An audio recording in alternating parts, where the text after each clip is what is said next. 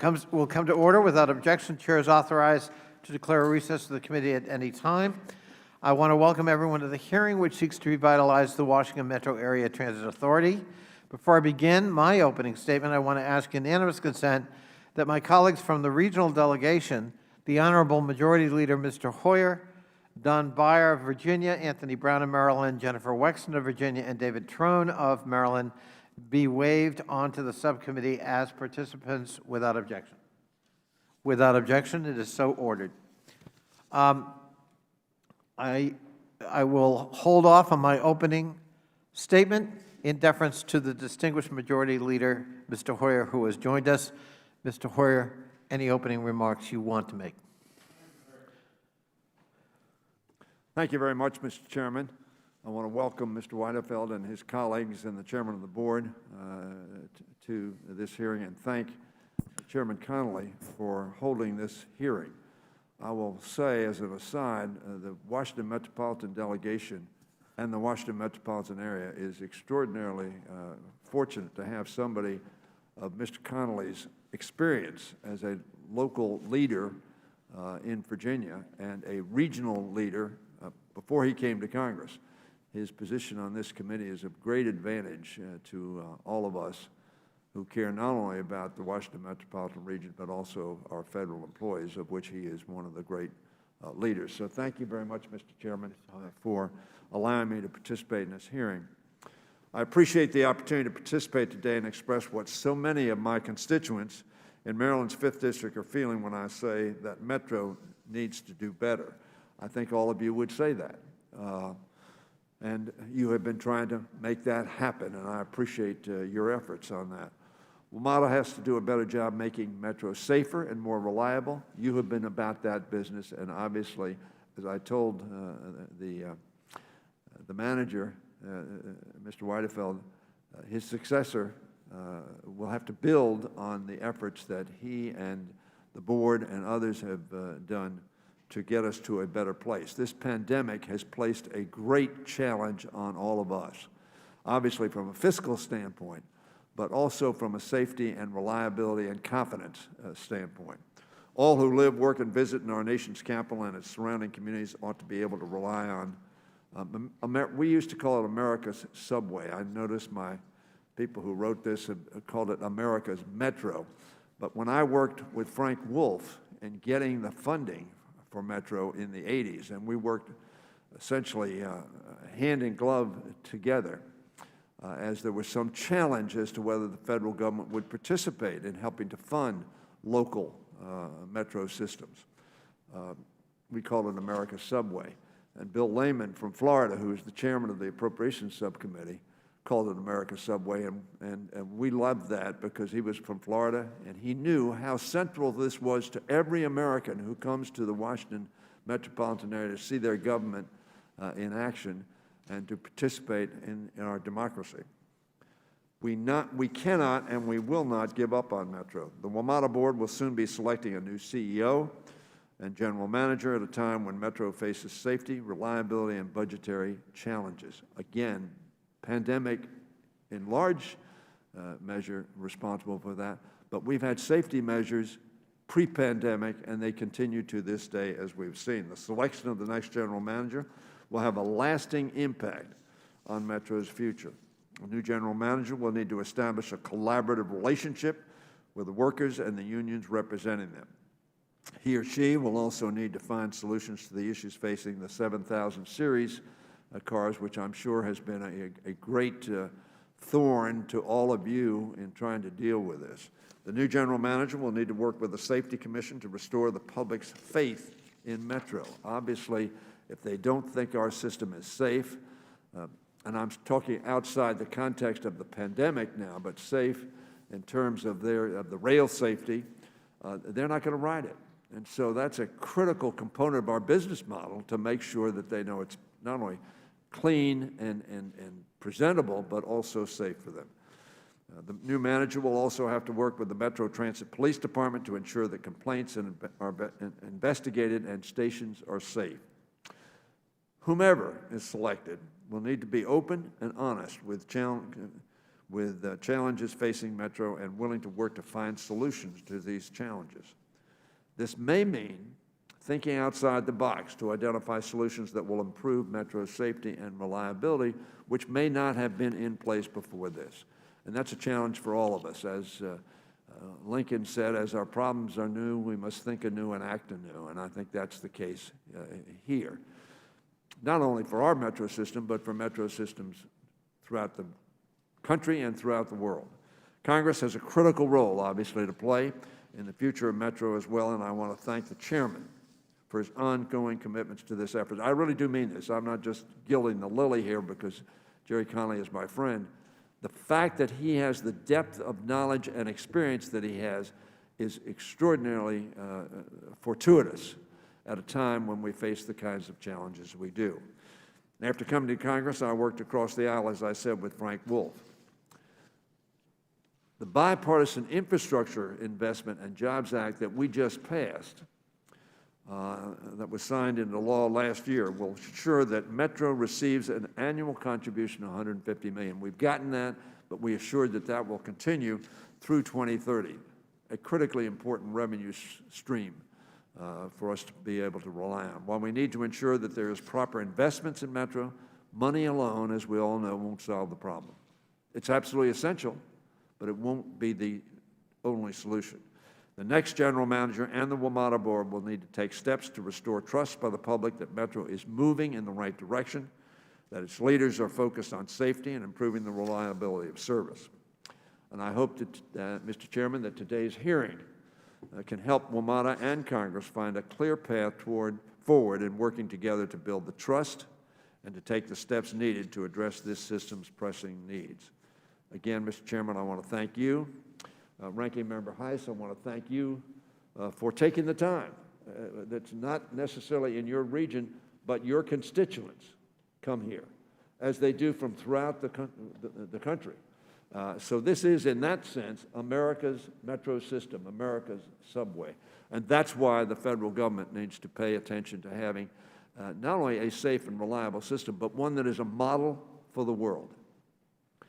So I thank you, Mr. Chairman, for giving me this opportunity, and I yield back the balance of my time. Thank you, Mr. Hoyer, and thank you for your gracious remarks. Thank you for always being a champion for America's subway and being willing to tackle the tough issues, but in a thoughtful way that has allowed us to proceed in a progressive and thoughtful way. So I can't thank you enough on behalf of the whole region for your leadership and your commitment. And thank you so much for joining us this morning, and we're hoping that you will, in controlling the votes on the floor, allow us to complete this hearing without interruption. He's the guy. The chair now recognizes himself for an opening statement. This subcommittee has a long record of sustained oversight of the Washington Metropolitan Transit Authority. We've found what plagues WMATA is a culture, all too often, of mediocrity. As the system has jumped from crisis to crisis, this culture has been a common theme. Falsified track inspection reports, failure to document or investigate more than 3,000 criminal complaints from riders, and now a very difficult defect with 60% of the system's railcar fleet allowed to languish for 4 years.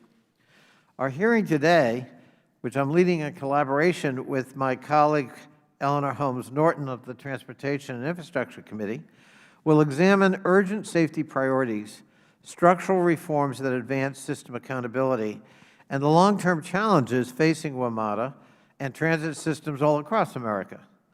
Our goal is to assist WMATA's leadership and overseers to get to a culture of excellence within the system that improves the safety and reliability of Metro.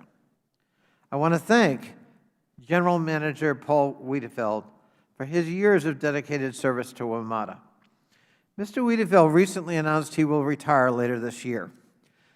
He took over WMATA at a time when all lights were blinking red, and the reality remains our region has a ways to go to restore confidence in Metro.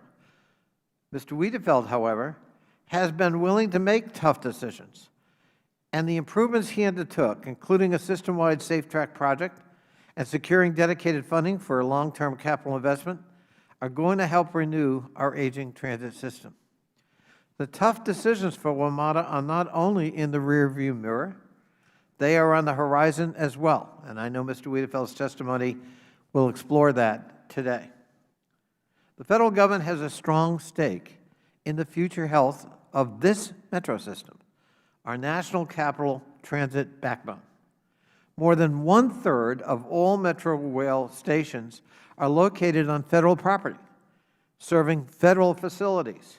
And during normal operations pre-pandemic, federal employees represent 40% of Metro Rail's peak period ridership. At the height of pandemic-related shutdowns, ridership for Metro was down as much as 90%, and transit budgets around the country were gutted. Congress extended a lifeline to transit in 3 tranches of funding through the CARES Act, the Coronavirus Response and Relief Supplemental Appropriations Act, and the American Rescue Plan. WMATA received more than $2.4 billion in emergency federal funding, which allowed the system to close its operating deficit for 3 consecutive years and to avoid the draconian cutbacks that otherwise had been outlined as necessary. The Infrastructure Investment and Jobs Act that Mr. Hoyer referenced, an historic and transformative bipartisan compromise to invest in the future of America and its competitiveness, will provide WMATA with additional support from $80 to $100 million in annual capital formula funding over the next 5 years. The bill also included the Metro Accountability and Investment Act, which I authored and was supported unanimously by the National Capital Regional Delegation. The bill reauthorized through 2030 the $150 million in annual dedicated federal capital funding for Metro that must be matched by D.C., Maryland, and Virginia. Importantly, the funding is conditioned upon WMATA implementing and maintaining critical reforms that strengthen the WMATA Office of Inspector General. The OIG is an essential institution for enforcing accountability within the system, and I welcome congressional action to enhance the independence and transparency of the OIG's work. Congress has also helped create the Washington Metro Rail Safety Commission. Mr. Hoyer and I were at many meetings with former Senator Mikulski to try to make this happen. The Safety Commission was certified and began operations in 2019, and has helped bring to light lapses in safety training and maintenance efforts, serious problems with the Rail Operations Control Center, and most recently, a series of failed attempts to address a defect with the wheel sets on 7,000 series cars. The Safety Commission has also documented instances in which WMATA has refused to provide it with access to WMATA facilities, networks, and personnel. Congress provided the Safety Commission with sweeping authority to access the system of Metro for the conduct of its safety oversight mission, and anything less than cooperation and total transparency is inconsistent with both the letter and the spirit of the legislation we passed in creating the Safety Commission. On October 12th, a Metro train derailed in Northern Virginia. The incident is currently under investigation by the National Transportation Safety Board. The derailment was caused by defective wheel sets on the 7,000 series railcars, the system's newest. It was later discovered that WMATA was aware of the problem, not at the highest levels, but at other levels of the organization with the wheel sets since 2017, and failed to fully address the issues with the railcar manufacturer, and failed to inform higher-ups in the management chain of command, the board, and the Safety Commission, let alone members of Congress.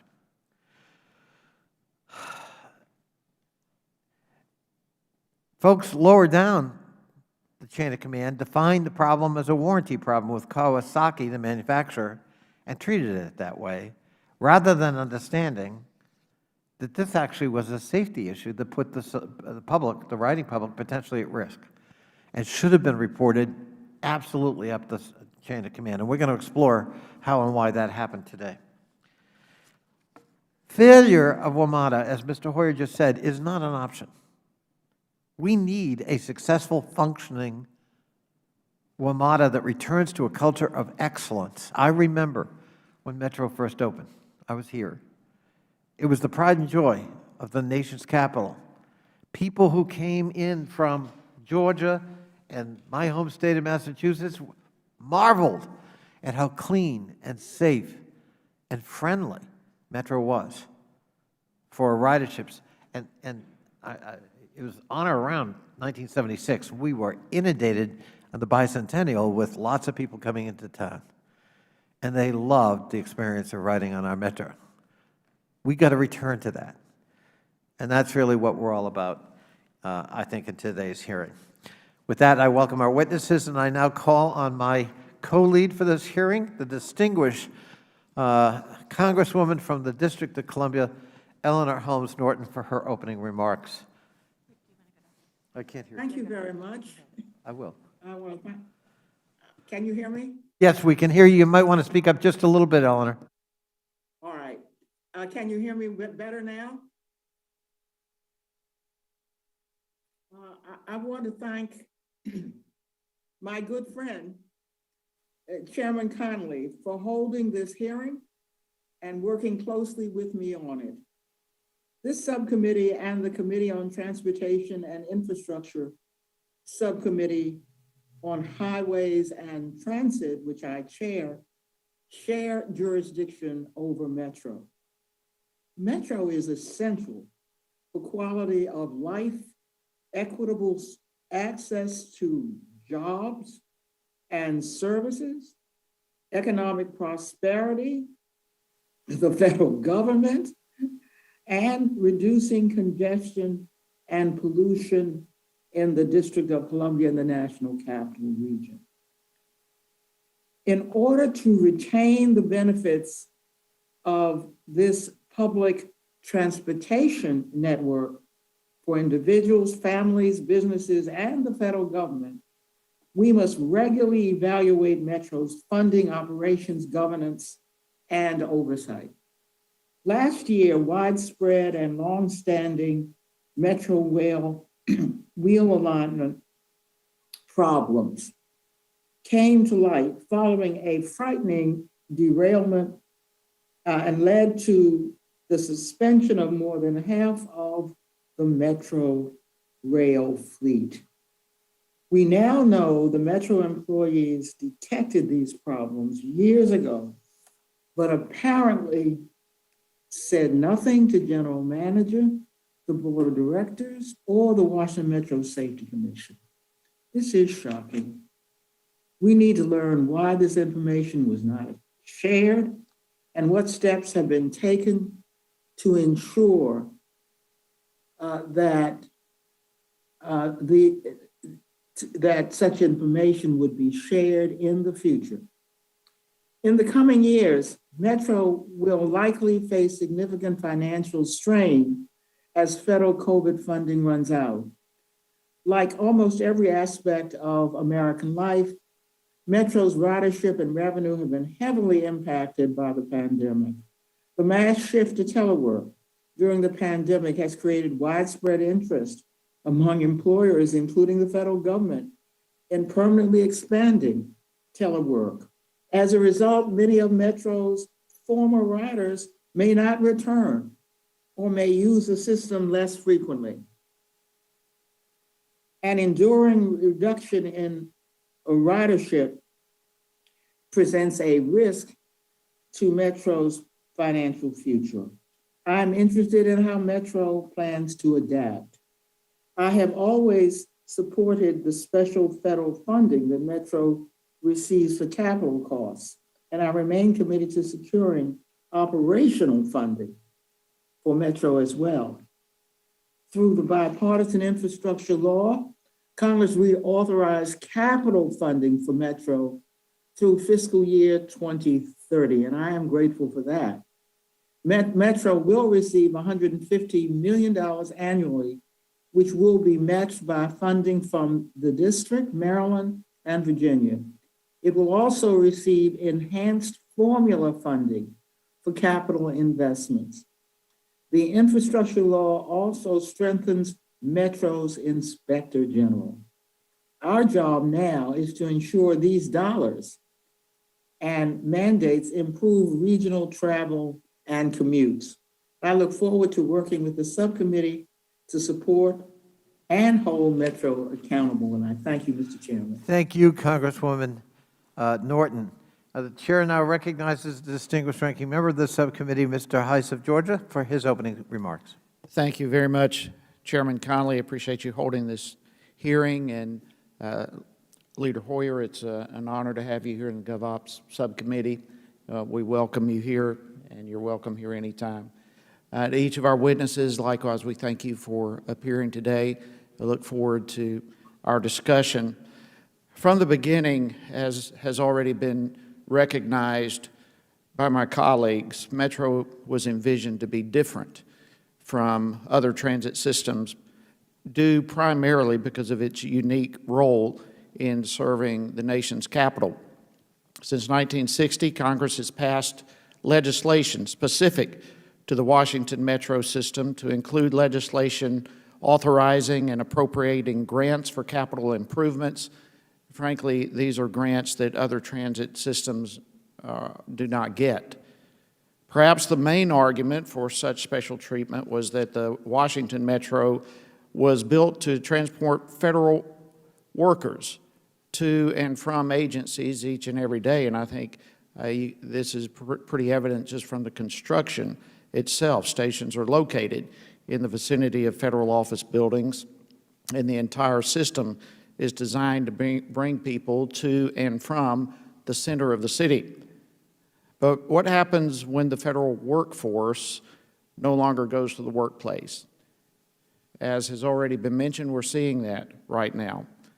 With the Biden administration's lenient telework policies, federal workers won't be coming downtown anymore in anything like the numbers of the past, and nowhere near the amount needed to sustain the Metro system. Obviously, there's a lot to discuss here today.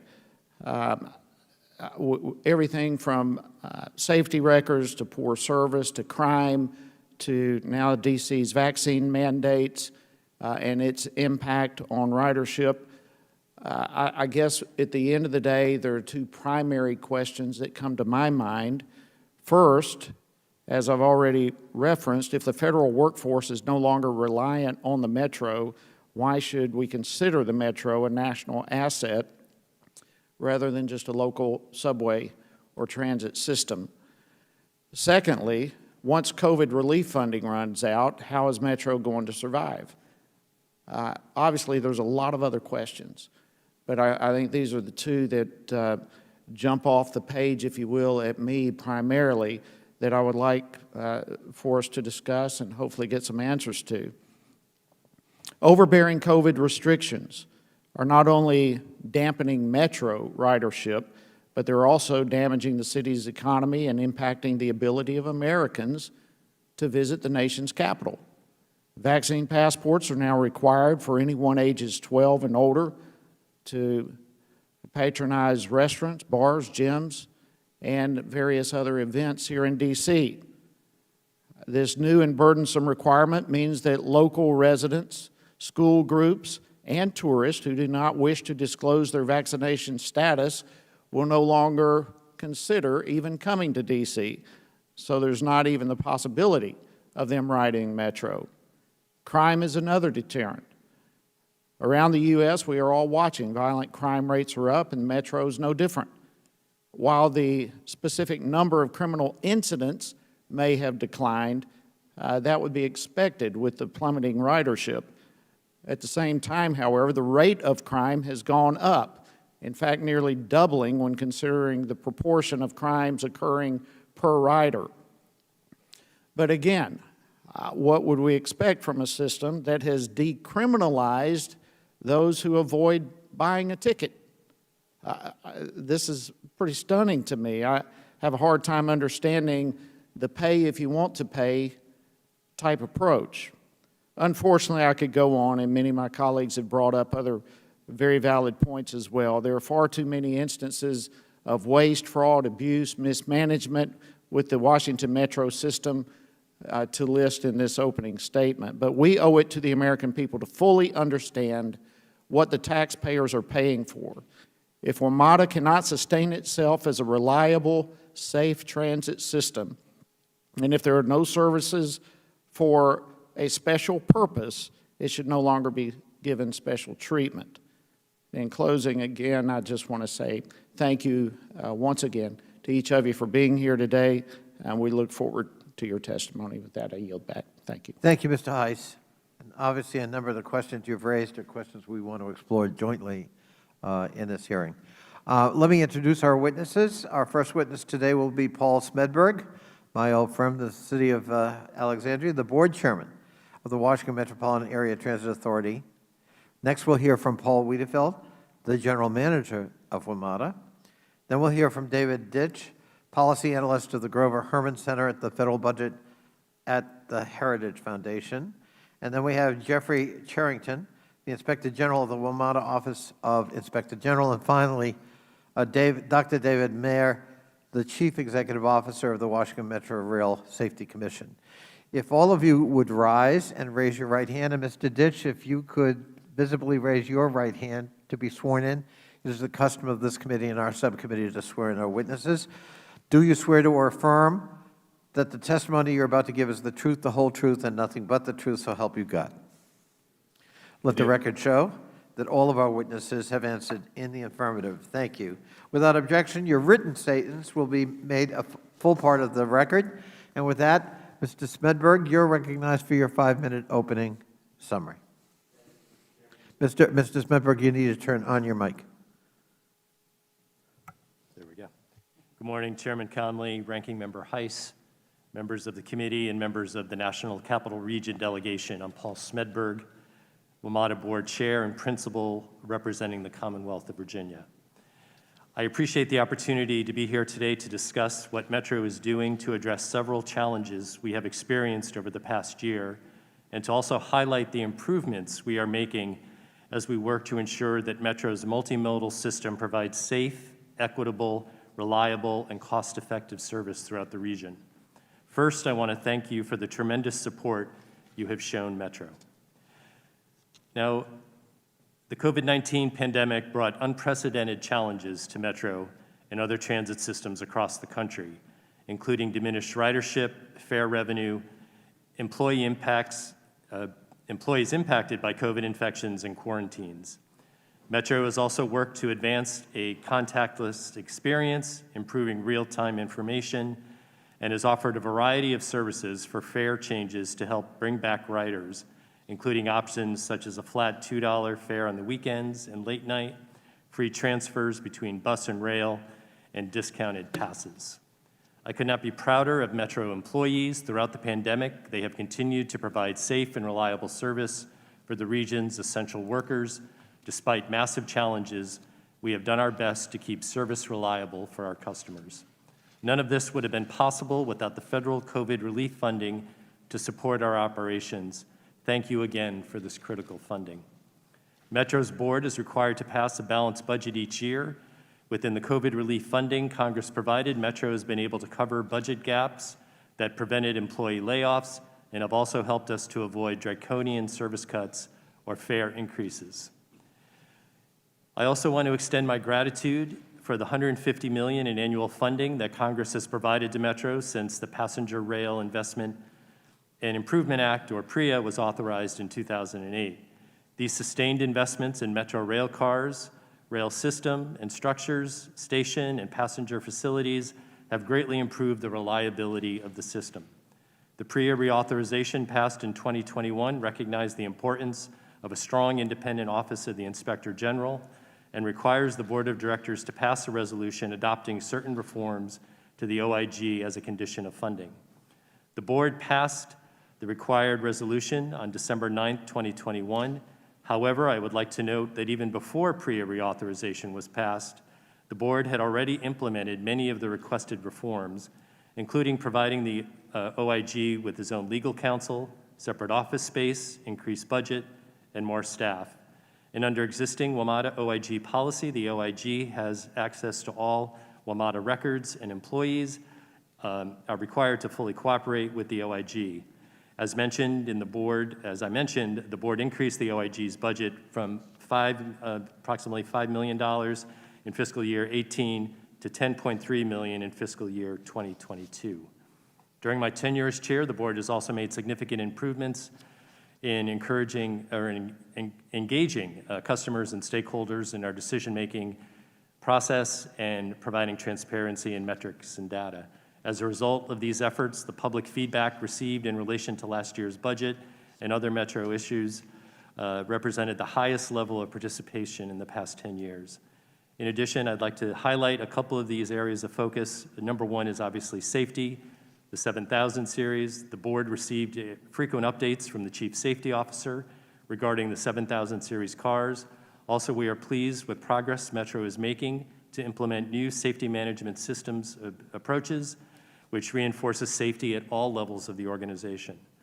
I also work to improve and establish a more direct line of communication between myself and the chairman of the Metropolitan Washington Safety Commission by participating in various meetings between WMATA and the Safety Commission. In regard to equity and sustainability, over the last couple of years, the board has focused on equity and sustainability, delivering equitable service to diverse communities across the region as part of Metro's mission and is essential to achieving Metro's vision for becoming the regional employer and transit provider of choice. We adopted a framework for equity, transit equity. We also adopted a sustainability vision and principles, and Metro Access and paratransit have also been top of mind for us. And in conclusion, as you said, Mr. Chair, if I could go on just for just a few seconds here. As you know, our general manager and CEO, Paul Wiedefeld, has announced his retirement in 6 months. Paul has served as Metro's general manager since 2015, and he has faced numerous challenges as he walked in the door. Paul was the right person for the job, and we appreciate the extraordinary contributions, particularly rebuilding the rail system through the Safe Track program, advocating for dedicated capital funding, and developing one of the nation's largest capital programs to help reach and maintain a state of good repair. The board is conducting a national search for his replacement, and we anticipate and expect a smooth transition to the next general manager. We will discuss succession planning publicly at the board meeting on February 10th. Thank you, Mr. Chairman. And Thank you so much, Mr. Spedberg. And of course, you referenced the OIG, and I think it is important to note that by essentially adopting the Metro bill, our Capital Region Metro bill in the infrastructure bill, the relationship, first of all, the powers of the OIG are now codified in law, and the relationship between the OIG and Metro is now codified in law. So it's a new kind of relationship, although hopefully building on the one cooperatively that already existed. The General Manager, Mr. Wiedefeld, is recognized for his 5-minute opening summary. Mr. Wiedefeld, welcome. Good morning, Chairman Connolly, Chair Norton, Ranking Member Heiss, and members of the committee. I also want to acknowledge the members of our regional delegation. Let me begin by saying thank you. First, for the COVID relief operating funding that has allowed us to serve the mobility needs of the region, as well as keeping 13,000 WMATA employees working. And thank you for the infrastructure bill, including the PREA reauthorization, enabling us to make progress on the state of good repair backlog. I have submitted my detailed written testimony for the record, so I will keep my comments brief regarding the 5 topics of interest to the committee, namely COVID's impact on Metro, the 7000 series railcar update, capital program progress, MSC and OIG oversight, and the future of Metro. Regarding COVID, keeping our employees and riders safe has been our top priority. All employees are required to either vaccinate or test weekly. As a result, we have a 97% compliance rate. We have instituted extensive cleaning protocols on all our facilities and vehicles and have improved air filtration systems. But like U.S. transit systems, like other transit systems, we have had a significant drop in ridership and fare revenues. Today, rail ridership is just under 30% of pre-COVID, pre-pandemic levels, and bus ridership is about 40% pre-pandemic levels. A large portion of the ridership loss is the decline of Metro Rail peak hour trips, including federal employees, which pre-COVID made up 40% of peak commute trips. This decline of Metro Rail ridership has significant impact on the revenues since these passengers generate the largest share of revenues to Metro. Turning to the 7000 series, safety of our customers' employees is a core value at Metro, and we're working closely with the WMSC, the NTSB, and the FTA to identify a path forward to bringing back the 7000 series trains. To this end, on January 13th, the 7000 series trains were taken out of service for a minimum of 90 days. This action was taken to focus on identifying the root cause of the problem and to develop measures to address the root cause. And let me just add, I understand the inconvenience caused to our customers and to thank them for their continued patience as we work to increase the service as quickly as we can, as safely as we can. Turning to the capital budget. 6 years ago, our capital budget was $1 billion, but we only delivered 64% of that budget. The team focused on improving accountability, and the following year, 84% of the budget was delivered. And the next 4 years, approximately 99% of the budget was delivered. During this same period, the annual capital program delivered nearly tripled. This has allowed us to reduce the state of good repair backlog. In 2016, we had a backlog of $7.1 billion. By 2027, that backlog will total $3.2 billion, reduced by more than half. These funds are being used for projects such as repairing our tracks, rebuilding our stations, and building new electric bus facilities. And it's also worth noting we'll also be expanding the rail system later this year with the opening of the Silver Line Phase 2 and the Potomac Yard Station. And all of this investment has had significant added benefit of creating thousands of jobs at a time when they are needed the most. Regarding the Momata Oversight, I view the oversight of the OIG and the WMSC are critical to our future success. The OIG's and the WMSC's audits and investigations have resulted in safety, operational, and financial improvements, and we are committed to implementing the correction action plans approved by these oversight bodies in a timely manner. Finally, regarding the future of Metro, I believe this is a pivotal moment for Metro to address the critical questions that will determine the future of the system in the region.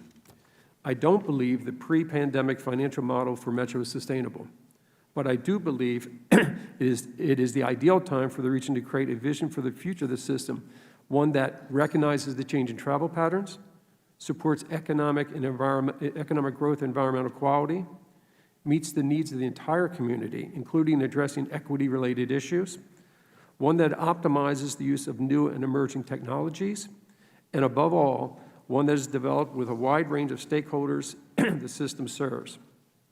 Mr. Chairman, that concludes my comments, and I look forward to further discussion during the hearing on these and other issues of interest to the committee.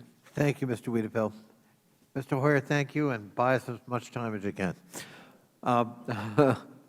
Mr. Hoyer. Mr. Chairman, thank you very much. I want to thank both the chair and the general manager. I've had an opportunity to work with the general manager, and I agree with Mr. Smedberg. He has been an absolutely excellent leader of a system that has been facing extraordinary challenges, not only from the immediate pandemic, but also from the age of the system. It was, as Mr. Heiss said, a beautiful system. I started to work on this system with Carlton Sickles in the 1960s, who was in many ways the father of Metro, along with a number of other people. But I want to thank you as you are now leaving us and getting a deserved respite for your service. And Mr. Spenberg, I want to thank you and the other members of the board for your service. It is a great system. It is an absolutely essential system for the American people in our region, in the country, and for the people, as Mr. Heiss pointed out, who work in the central city but live in the suburbs. And it is incumbent upon all of us to work together to make it a model. So thank you very much. Thanks, Paul. Thank you again, Mr. Hoyer, and thank you for your ongoing commitment and support to the nation's subway. Mr. Ditch, you are recognized for your 5-minute statement. Good morning. Good morning, and thank you for the opportunity to testify. The views I express in my testimony are my own and should not be construed as representing any official position of the Heritage Foundation. The public provides trillions of hard-earned dollars every year to government agencies for the sake of providing public services, and elected officials are obligated to hold these agencies accountable for how they perform. Unfortunately, accountability is not one of the hallmarks of the Washington Metro Area Transit Authority. Chairman Connolly has referred to a culture of mediocrity in the agency. As a daily Metro Rail rider myself, that is a charitable assessment. While the DC metro area population grew by 12% between 2010 and 2019, WMATA ridership has been declining for years. Metro Rail experienced a 14% drop between 2010 and 2019, followed by a complete ridership collapse during the pandemic. While we can hope for a return to normalcy as the latest COVID-19 wave recedes, there is no guarantee that ridership will ever again reach 2019 levels, let alone 2010 levels. We've also witnessed an astonishing record of failure and dysfunction from WMATA over just the last 13 years, including a train collision that killed 9 people in 2009, the death of a passenger and hospitalization of dozens more in 2015 due to smoke caused by electrical arcing, the derailment caused by the 7000 series wheelset problem that WMATA employees became aware of in 2017 but did not disclose, after the agency had spent $1.5 billion buying the newest railcars, and prolonged substandard maintenance that required the 2016 Safe Track initiative, which caused massive service disruptions and a permanent loss of rail ridership. I have personally experienced this dysfunction, such as smoke-filled stations and service delays causing dangerous overcrowding. Just this morning, I had to sprint to make a train because the next one was 15 minutes behind, followed by a lengthy service delay when transferring at Metro Center. I watched firsthand as the construction of a bike shelter at East Falls Church Station stretched over 5 years at a cost of millions of dollars. This hearing asks why such mistakes keep happening. I believe the answer is clear. Unlike a business which must prioritize the needs of its customers to survive, WMATA reaps financial benefits regardless of how poorly it serves the public. As of 2019, subsidies represented 71% of WMATA funding, while fares, parking, and advertisements represented just 29%. Those numbers are even further skewed today. Joe Biden famously said, "Don't tell me what you value, show me your budget, and I'll tell you what you value." WMATA's budgets tell us that the agency values 2 things: expensive capital projects and excessive compensation for its workforce. WMATA's customers would be better off with a budget that prioritizes increased bus and rail service rather than palatial bike racks and labor costs that average over $144,000 per WMATA employee, which is over twice the regional average for transportation sector workers. Meanwhile, a sustained increase in telework will reduce the volume of daily commuters. Restrictions on development in the region's core mean the area is unlikely to ever reach the levels of density that facilitate a high-cost transit system. Recognizing this reality, legislators should push for changes, such as reining in excessive labor costs, focusing resources on maintenance and service frequency while reducing expensive expansion plans, and examining the potential of privatizing some or all of WMATA's operation. However, even these reforms might not be enough. The governments responsible for managing WMATA should recognize that endlessly throwing good money after bad is neither an equitable nor a sustainable long-term solution. If WMATA is incapable of providing a level of public service that even comes close to matching its astronomical costs, officials must be willing to make tough choices about the agency's future. Thank you. Thank you, Mr. Ditch. Mr. Sherrington, you're recognized for your 5-minute summary. Good morning. Chairman Connolly, Ranking Member Heiss, and distinguished members of the delegation and subcommittee, thank you for inviting me to appear today in connection with this important subject. Thank you also, Mr. Chairman, for the tireless support you and your staff have provided to the mission of the Office of Inspector General for WMATA. Your efforts, supported by many other members, whom I also acknowledge and thank, recently resulted in the passage of the important provisions on OIG independence that were included in the Infrastructure Investment and Jobs Act of 2021. The Act requires WMATA to adopt important reforms that will strengthen the effectiveness and independence of the OIG. As a condition of funding for WMATA, the Act requires the Board of Directors to adopt specific reforms to the IG's authorities. I would like to note that with the support of the Board of Directors and the cooperation of the General Manager, OIG has been able to institute many of the measures and others to make OIG more independent. These measures, however, needed to be codified into law, which this Act did. Those include greater independence in the annual budget request and approval process, improved procurement authority, greater independence in selecting and appointing OIG officers and employees, assurance that the OIG obtains legal counsel from a counsel reporting directly to the IG, and specified OIG reporting requirements and measures to assure the public dissemination of OIG reports. On December 9, 2021, the Board of Directors passed a resolution adopting and directing staff to implement the reforms set out in the Act. Mr. Chairman, as you know, WMATA's Blue Line suffered a serious derailment on October 12, 2021.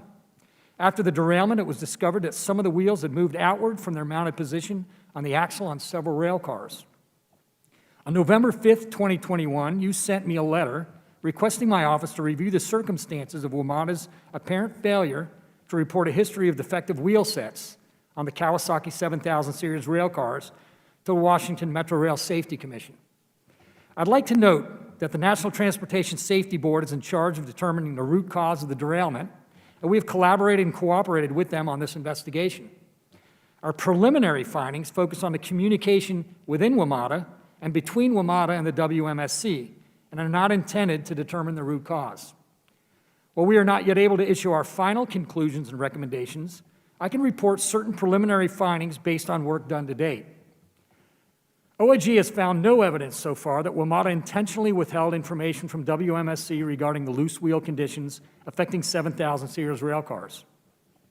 Nevertheless, increased frequency of back-to-back failures year over year should have raised concerns beyond the Chief Mechanical Officer. WMATA managed wheel set defects as warranty claims, not as safety hazards or safety concerns. WMATA's warranty processes were disconnected from safety certification processes. Kawasaki did not provide failure analysis reports upon learning of failures in the wheel sets. OIG is still examining the reasons for this. Working relationships and communications between WMATA and WMSC, defined in program standards, need improvement. The Federal Transit Administration Office of Safety's oversight, role in monitoring WMATA and WMSC safety programs will be even more critical in improving collaboration between the two agencies and the effectiveness of their safety efforts. And WMATA's safety practices are undergoing major changes, providing opportunities to improve safety culture at the agency. My office will be happy to provide the subcommittee with a final report upon completion of our work.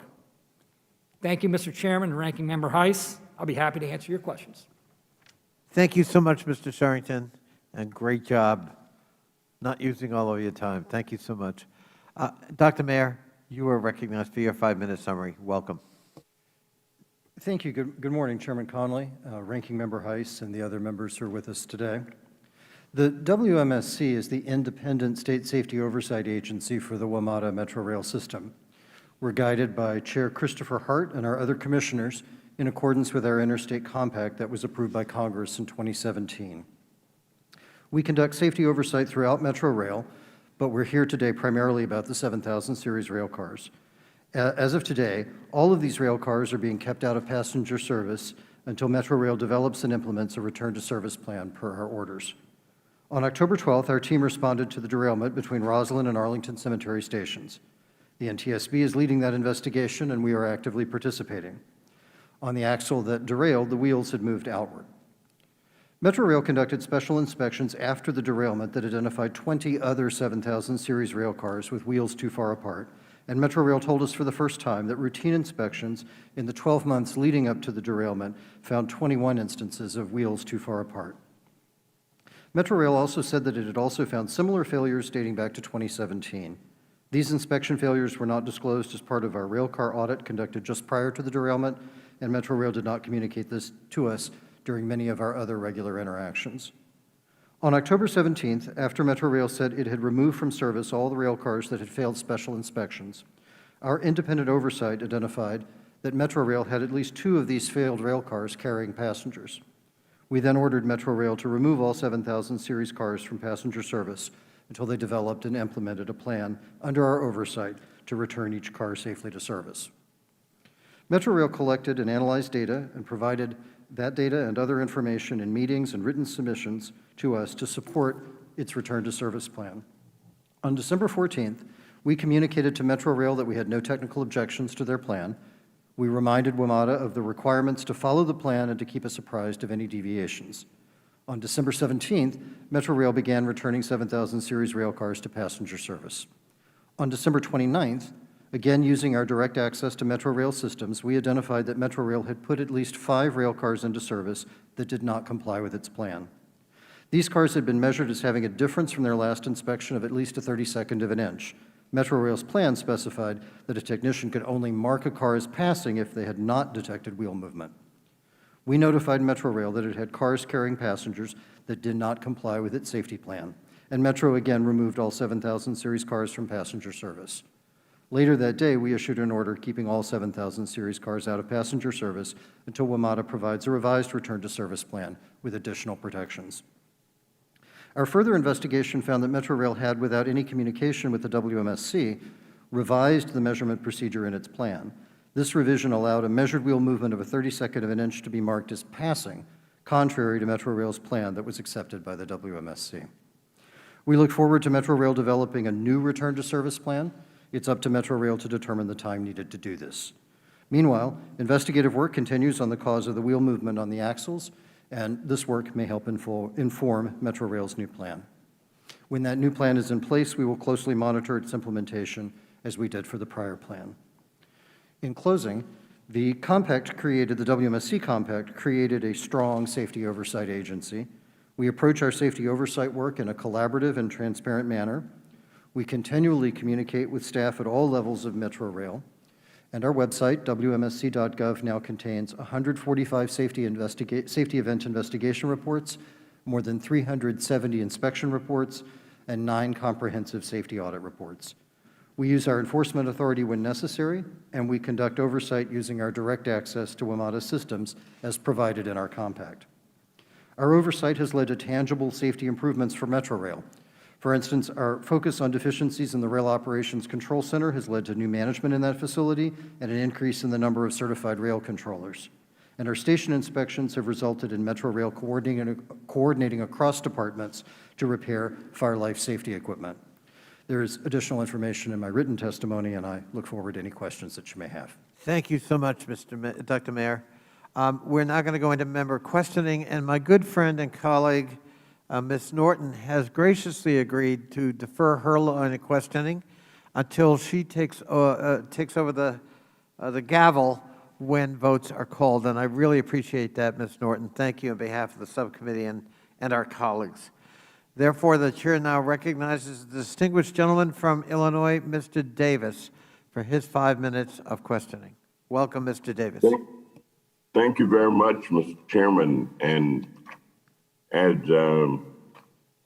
our majority leader suggested, I indicated, WMATA is actually the public transit system for not only the region, but also for the nation, because of the fact that so many people come in and out of Washington, D.C. for various things.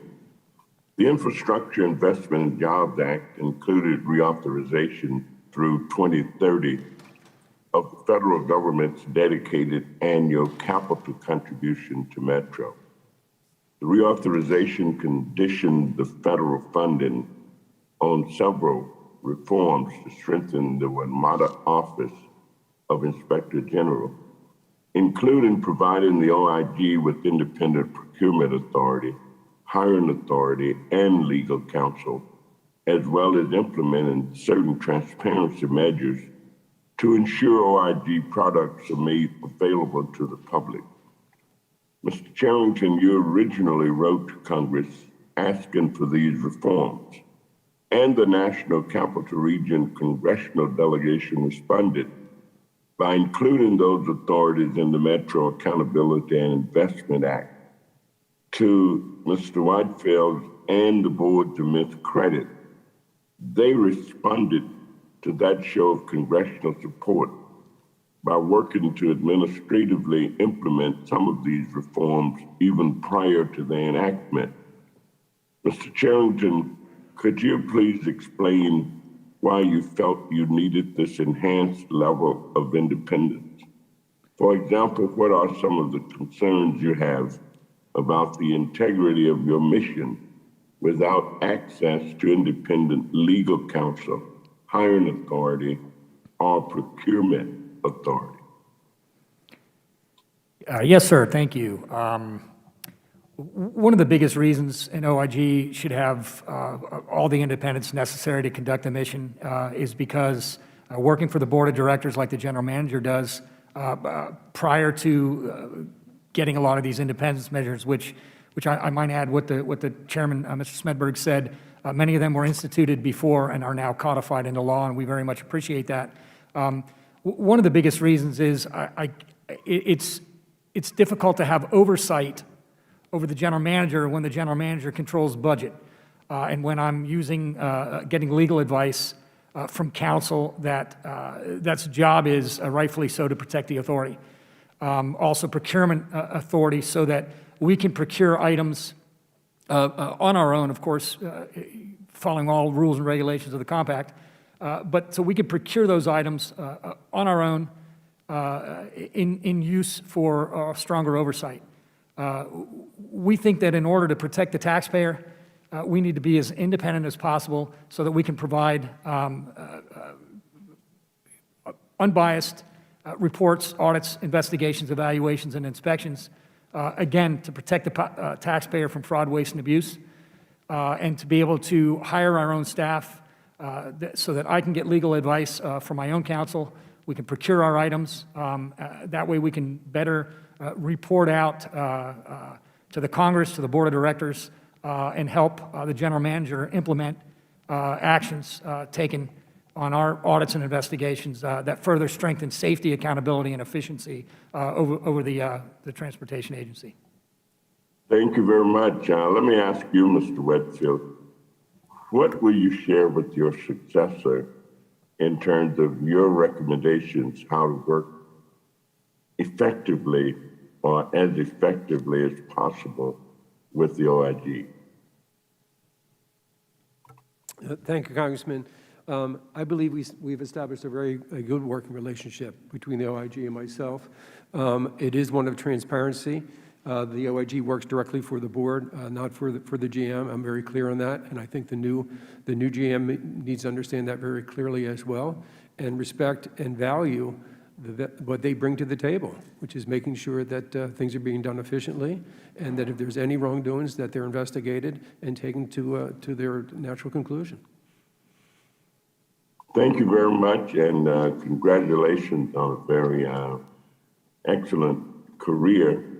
And as you ride into the sunset, enjoy your retirement. Thank you. I yield back, Mr. Chairman. Thank you, Mr. Davis. Chair recognizes the distinguished ranking member, Mr. Heiss, for his 5 minutes of questioning. Thank you, Mr. Chairman, and Mr. Wiedefeld, I likewise congratulate you on your forthcoming retirement. Have you or anyone else assessed the upcoming impact, frankly, that the Biden administration's telework policy is going to have on Metro? How are you possibly going to fill the likely permanent decrease in ridership? Yes, we have looked at it. Right now, as you mentioned, 40%, roughly pre-pandemic, 40% of our peak hour travel service was federal employees. And I think it's important to remember that it's all federal employees. So one of our biggest stops is the Pentagon, where we're moving roughly 15,000 passengers a day to the Pentagon. So it's yes, the role of the federal government in terms of people coming to work has gone down, but the people that still do use it are very important. So I think we still need to serve that, particularly in the military and the defense industry. I think that's very important. But it will have an impact going forward, and that's one of the reasons I mentioned earlier that the financial model will be under tremendous stress, because it's not only the federal workforce, but by and large, we have a system that charges more at peak period and charges for longer distance. And those are the trips that we see moving away from us. Now, will they come back? No one knows, of course. But will they come back to the scale that we were? I doubt it, to be frank. So as a region, we need to rethink what we want this system to be, but it does more than just serve those trips. It serves the entire community all day. So we've seen that during the pandemic. It plays such a central role in moving those people that make the system, make the community work, right? So that is very valuable, and we need to support that. And there's tremendous opportunities going forward as the world evolves, as travel patterns evolve. We can adjust to that. We have to be creative. We need to think out of the box to do that. So I'm not pessimistic about it, but I think it's got to be realized, recognized, and addressed. Well, if I may, let me go down that path with you just a little bit more. Obviously, there's a financial model that has to be adjusted here, but there is an operational model, likewise, that has to be adjusted. And more than just kind of 30,000-foot answers here, what kind of operational changes are going to need to take place to accommodate the decrease in ridership? I think we will have to look at the system as a whole, meaning rail and bus. I think we'll have to look at the different travel headways, the distance between trains, between buses, where we serve those different markets.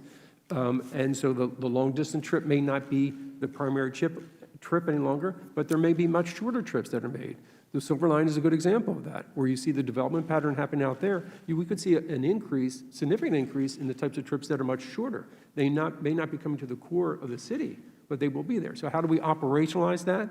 Maybe run different trains at different cycles to deal with that type of trip, and we can think of the system, the entire system that way. So again, I think we've got to keep a very open mind going forward to this and looking at all the tools. I also think there's opportunities to work closer with the new technologies, whether it's Uber, Lyft, or things like that, where we can't serve certain trips very well, but we can serve other trips better.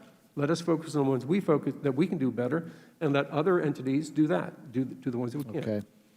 All right, Mr. Ditch, let me go to you real quickly. You mentioned in your testimony how there really isn't the density in this area to justify a system like Metro, and this certainly isn't getting any better with things like Dulles Airport and the population growth in areas like that. But the system is here. It is what it is. So what can we really do about it at this point? First, when you're in a hole, stop digging. Past spending on transit infrastructure is not a justification for ignoring high costs and limited benefits or adding even more high-cost infrastructure on top of what we already have. The local governments should rein in the high cost of operating the transit system and consider fundamental changes such as privatizing existing assets or perhaps shifting resources away from rail service towards buses, since buses share road infrastructure and are thus more economical. Okay, thank you very much. Mr. Chairman, I'll yield back. Thank you. Before I call on Mr. Raskin, I would just say I have a lot of experience in looking at the issue of density, Mr. Ditch, and I also have a lot of experience with looking at bus rapid transit, all of which we experimented with before we decided to go ahead with the investment in the Silver Line. And my friend, Republican member Frank Wolf, was a big champion of let's go the bus rapid transit route. And what we discovered was we couldn't easily convert the investments there into an actual rail system, and the ridership was 1/3 or less of trains. And that if we're going to make the investment, that's the investment we had to make. And the big example everybody used at that time was in Brazil. And ironically, what was Brazil doing as we were looking at their system? Converting to rail. With respect to density, I represent Tyson's Corner. When we built the Silver Line, through Tyson's, we had 17,000 people live in Tyson's, a physical area bigger than downtown Boston. Because of the advent of rail, there'll be 100,000 additional residents to Tyson's. The density, in some cases, is dependent actually on the investment of rail. And I believe Tyson's is a great example of a potential success story. Chair now recognizes the gentleman from Maryland, Mr. Raskin, for 5 minutes. Mr. Chairman, thank you for calling this important hearing and for your continuing leadership on a strong Metro. I also was here when Metro was first created. I was in high school, and it was an absolute life changer for me. It opened up the whole area, DC and Maryland and Virginia. I could go anywhere. I had my first date on the Metro. I went to the prom on the Metro. And for me, it is the nerve system of our region. So we've got to struggle through these hard times and make sure we're adapting for the new times we're in. Some of the things that have befallen WMATA are out of its control, like COVID-19. But some of them are very much within its control, like safety. And safety is obviously a central issue for ridership. I mean, people want it to be beautiful, people want it to be on time, but people are not going to ride it if it's not safe. The Safety Commission and WMATA's Office of the Chief Mechanical Officer met dozens of times in the year leading up to the October derailment of the 7000 series rail cars. And the purpose of those meetings was to discuss safety issues with rail cars. But not once during any of these meetings was information about the 7000 series rail car wheel sets shared with the Safety Commission, which we set up precisely for the purposes of being on top of safety problems. At the request of Chairman Connolly, the OIG investigated the circumstances regarding this failure to disclose the rail car defects to the Safety Commission. The OIG has reached a preliminary conclusion that information was not deliberately withheld, not intentionally withheld, but that it ought to have been shared with the Safety Commission, but it was not. Mr. Charrington, if it was not deliberately withheld, how did the matter languish for 4 years, and why wasn't it coming to the attention of the Safety Commission? Thank you, Congressman. The Chief Mechanical Officer had two avenues that he could have reported this. He decided to report it as a warranty issue. He could have done both. Based on the evidence that we developed, there were issues with wheel sets in the legacy systems. They were treated as warranty issues, and those issues were mitigated. He felt that they could be mitigated again with a warranty issue and didn't decide to run it up the chain of command. We think he should have. We think if he... And that was going on for several years? Yes, sir. I mean, that's like if I've got, an oven that's not working and is a fire danger for the house, and I just report it to the oven manufacturer and start writing them, and I don't tell anybody in the house that the oven is a danger to life and limb, right? Yes, sir. There were two incidents in 2017, and then 29 additional up to the point of 2021. Although I'm sorry. Well, forgive me, just because I'm running out of time. I wanted to ask Mr. Wiedefeld and Mr. Smedberg then, was this then just a personnel problem? Was it just a mistake of one person? And how can we prevent individual mistakes like that from causing, major safety issues for lots of people? Thank you, Congressman. I do want to put a little bit of context. So in 17, I believe there were 2 reported cases of wheel movement. That's out of 3,000 wheel sets. So from that person's perspective, again, they felt that it was a warranty issue. They had dealt with this in similar issues in the past and dealt with it and mitigated it as a warranty issue. But that's not acceptable. So what we need to do is create, in effect, anything that we feel has a safety component that we then monitor, meaning not just the mechanical people or any other operations people, whether it's bus or rail, that basically that then is flagged up the food chain, both in terms of on the management side, but also with the MSC and with our safety office and with our audit, our internal quality control office. So that's what we're creating, in effect, moving a lot of things from the paper side to a digital side. So in effect, we can monitor this live and do that on a number of other issues that could potentially have safety-related issues. So we define those. Well, but it wasn't the only communications failure between WMATA and the Safety Commission. Dr. Mayer, can you talk about what prompted the commission order on December 29 of last year to remove all 7000 series rail cars from passenger service for the second time in 3 months? Gentleman's time has expired, but Dr. Mayer may respond. I'll respond briefly and very specifically. We issued our order on December 29th as a direct response to using our oversight capabilities when we discovered that Metrorail had placed at least 5 cars back into passenger service that did not comport with the return to service plan that we had previously accepted. Consequently, we felt it was necessary to issue our order to back up Metro's leadership decision to take the trains out of service at that time. Thank you, Mr. Chairman. Thank you, Mr. Raskin. And can I just clarify something you were asking about, Mr. Raskin? Mr. Wiedefeld, and I think Mr. Sharrington, back in 17, they found 2 examples and treated it as a warranty issue. They went back to the manufacturer, Kawasaki, said, hey, you got a problem here. But it's a little misleading to say only 2 because they did not at that time take advantage of the opportunity to look at other Series 7000 cars to see how widespread is this problem. Is that correct? Not totally. We were doing every 90 days inspection of all wheels on all the 7000s. So that was the protocol. And during that process, during that year, at one of those intervals, they flagged one of these wheels that was out of alignment. They said, look, this is a brand new car. We want a new wheel. And that's basically how it played out in 17. Okay. I don't want to impose at this time. Gentleman from Pennsylvania, Mr. Keller, is recognized for his 5 minutes of questioning. Thank you, Mr. Chairman, and thank you to our witnesses for participating in today's hearing. WMATA is the 3rd largest heavy rail transit system in the United States, and it is utilized by the federal workforce. In 2020 and 2021, Congress provided a combined $67 billion in grants for transit systems across the nation. Specifically, WMATA has received $2 billion in stimulus funds.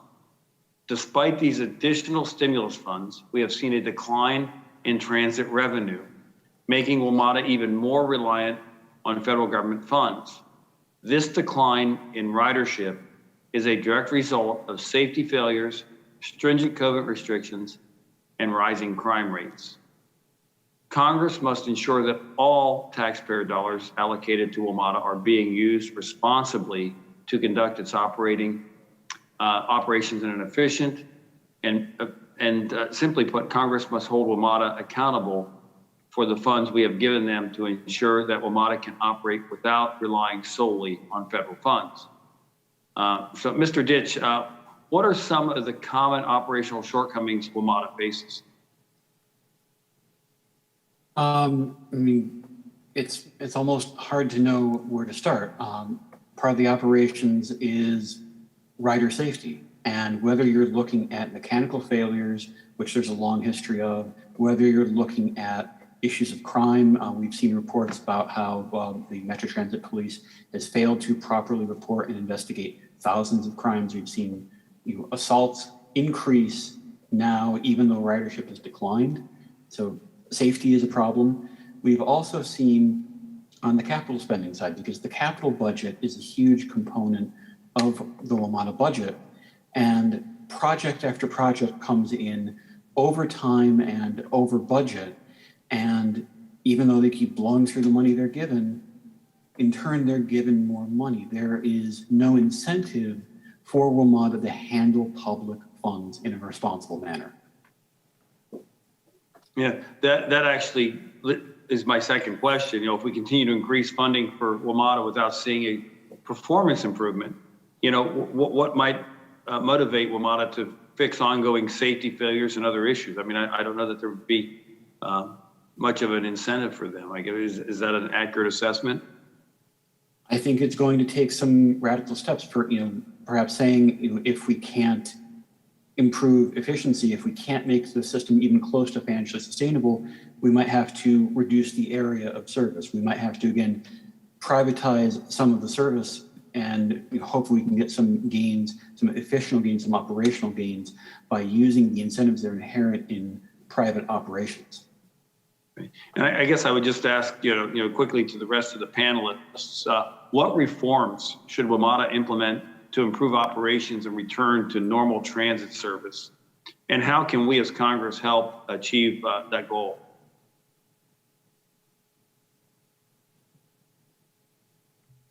This is Paul Wiedefeld, Congressman. Thank you.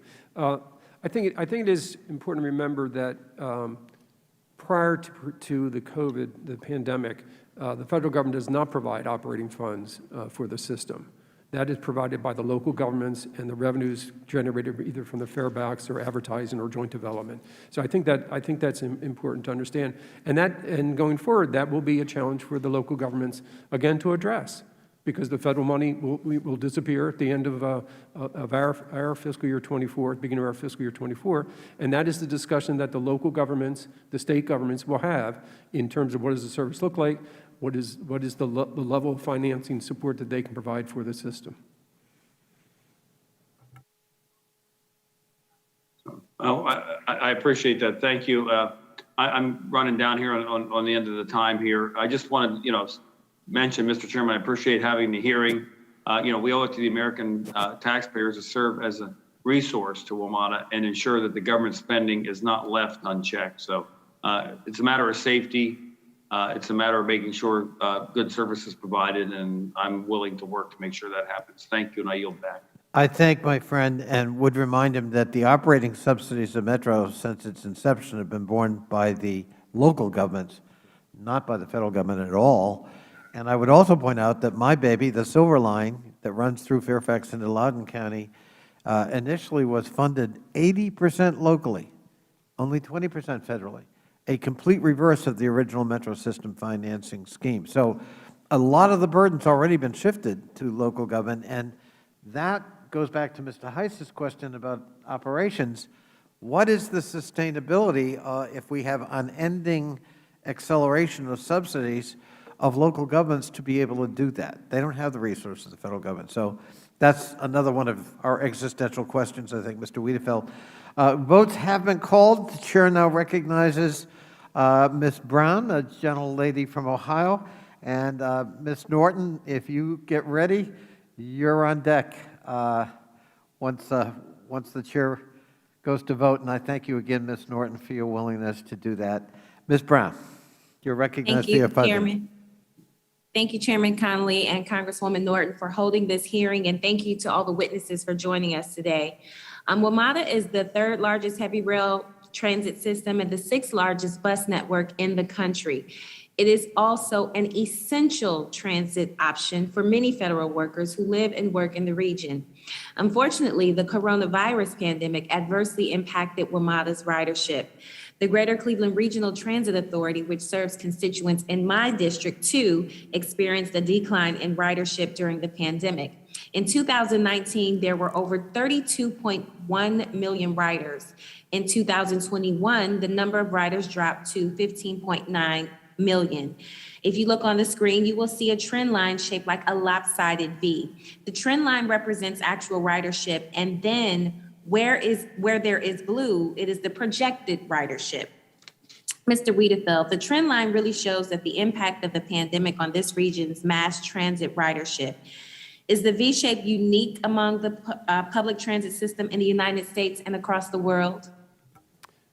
No, it is not. It mirrors exactly what we've seen literally globally. Thank you so much. Now, Mr. Wiedefeld and Mr. Smedberg, even by 2025, WMATA does not project reaching the ridership levels of the fiscal year in 2019. Why is that? And will that be the trend across the country? If I may, just from our perspective, that's a lot to do with the workforce, the federal workforce, as was mentioned by Congressman Heiss, and then also just the travel behavior that we've seen. Now, we do see ridership picking up in non-peak periods, and we've already seen some of that, particularly on the weekends, and so I believe that will continue. But this is a trend that, again, we monitor both nationally and globally, and this is very consistent with what we're seeing around the globe. And Congresswoman, the existential question, and some of the questions that WMATA and other systems around the nation are going to have to address is, how is their transit system going to serve their community into the future? If you look at WMATA here, yes, the workforce is a big part of that, but yet we're looking at reverse commuting. We're looking at new centers of density and development in and around metro stations. Most of the development and redevelopment in the Washington region is centered within a quarter mile or half a mile of a metro station. Younger people, younger couples do not own cars. This is a long-term sort of thing we have to start looking at. Yes, WMATA is going to change. That financial model is going to have to change. But these are things that we're going to have to keep in mind. We've already started talking about them as a board, and I think we're going to be seeing a lot of this around the country, particularly in the larger metropolitan areas and economic centers around the country. Thank you. Can we please put up the second slide? So with what you're saying, decreased ridership comes decreased revenues. The slide shows that total fare and non-fare revenues at WMATA dropping precipitously in fiscal year 2021, but beginning to rebound by fiscal year 2022. And that increase continues, but still does not come close to the pre-pandemic revenues.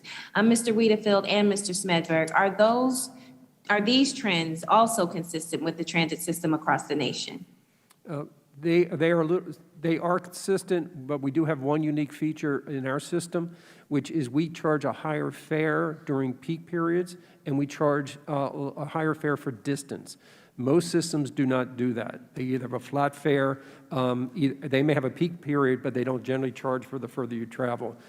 So that is a little bit unique to us, so that has a further impact on our financial condition, but you will also see that same trend line at other properties around the country. And I agree, Congresswoman. With what Mr. Wiedefeld said. Again, it's one of those existential questions we'll have to address in terms of the financial model, but a lot of that is born in this region anyway by the localities. Thank you. Then there is a funding gap projected in fiscal year 2024. Despite these struggles, we as a nation continue to invest in public transportation. My final question is for all of the witnesses. Why is investing in public transportation worth it? Well, Congresswoman, I think it is worth it. I think as we see in the metro region here in Washington, it is the economic foundation of this region's economy. It just is. And again, like I said, we see all the development and redevelopment happening in and around metro stations. And I don't see that changing anytime into the future. We have local governments looking at their development in and around stations.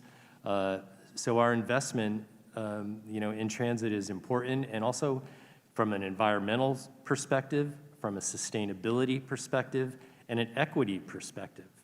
Those are all things we have to keep in mind as we look to the future and our metropolitan regions and the second tier metropolitan regions in terms of population. All of that is in question, and all of that is changing.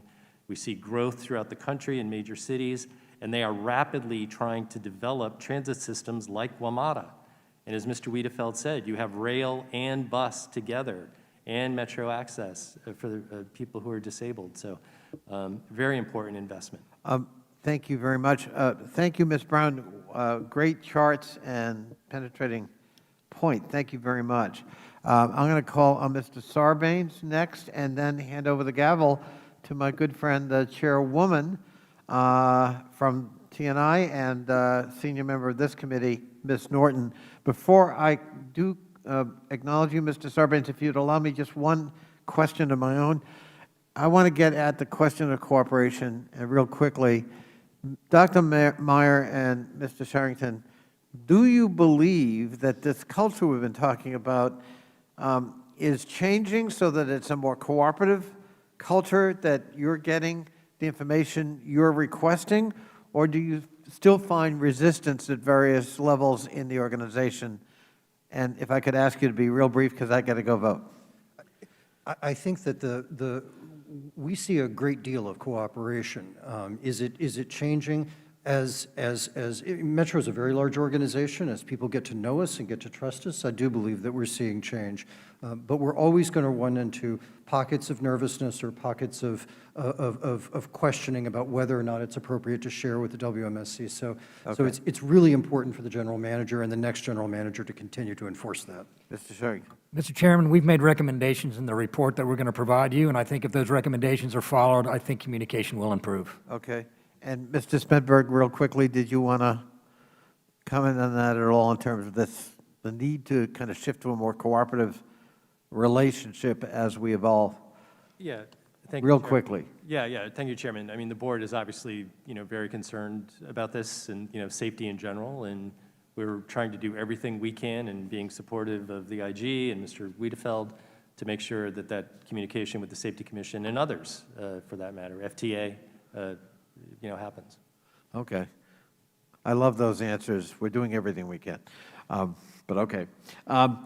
Chair recognizes Mr. Sarbanes, and again, thanks Ms. Norton for her willingness to help out here because votes have now been called, and I'm going to have to run and do that. Thank you all for participating here today, and I know we're going to have much more dialogue and hopefully a rosier future for America's subway system. Mr. Sarbanes, you're recognized for your 5 minutes.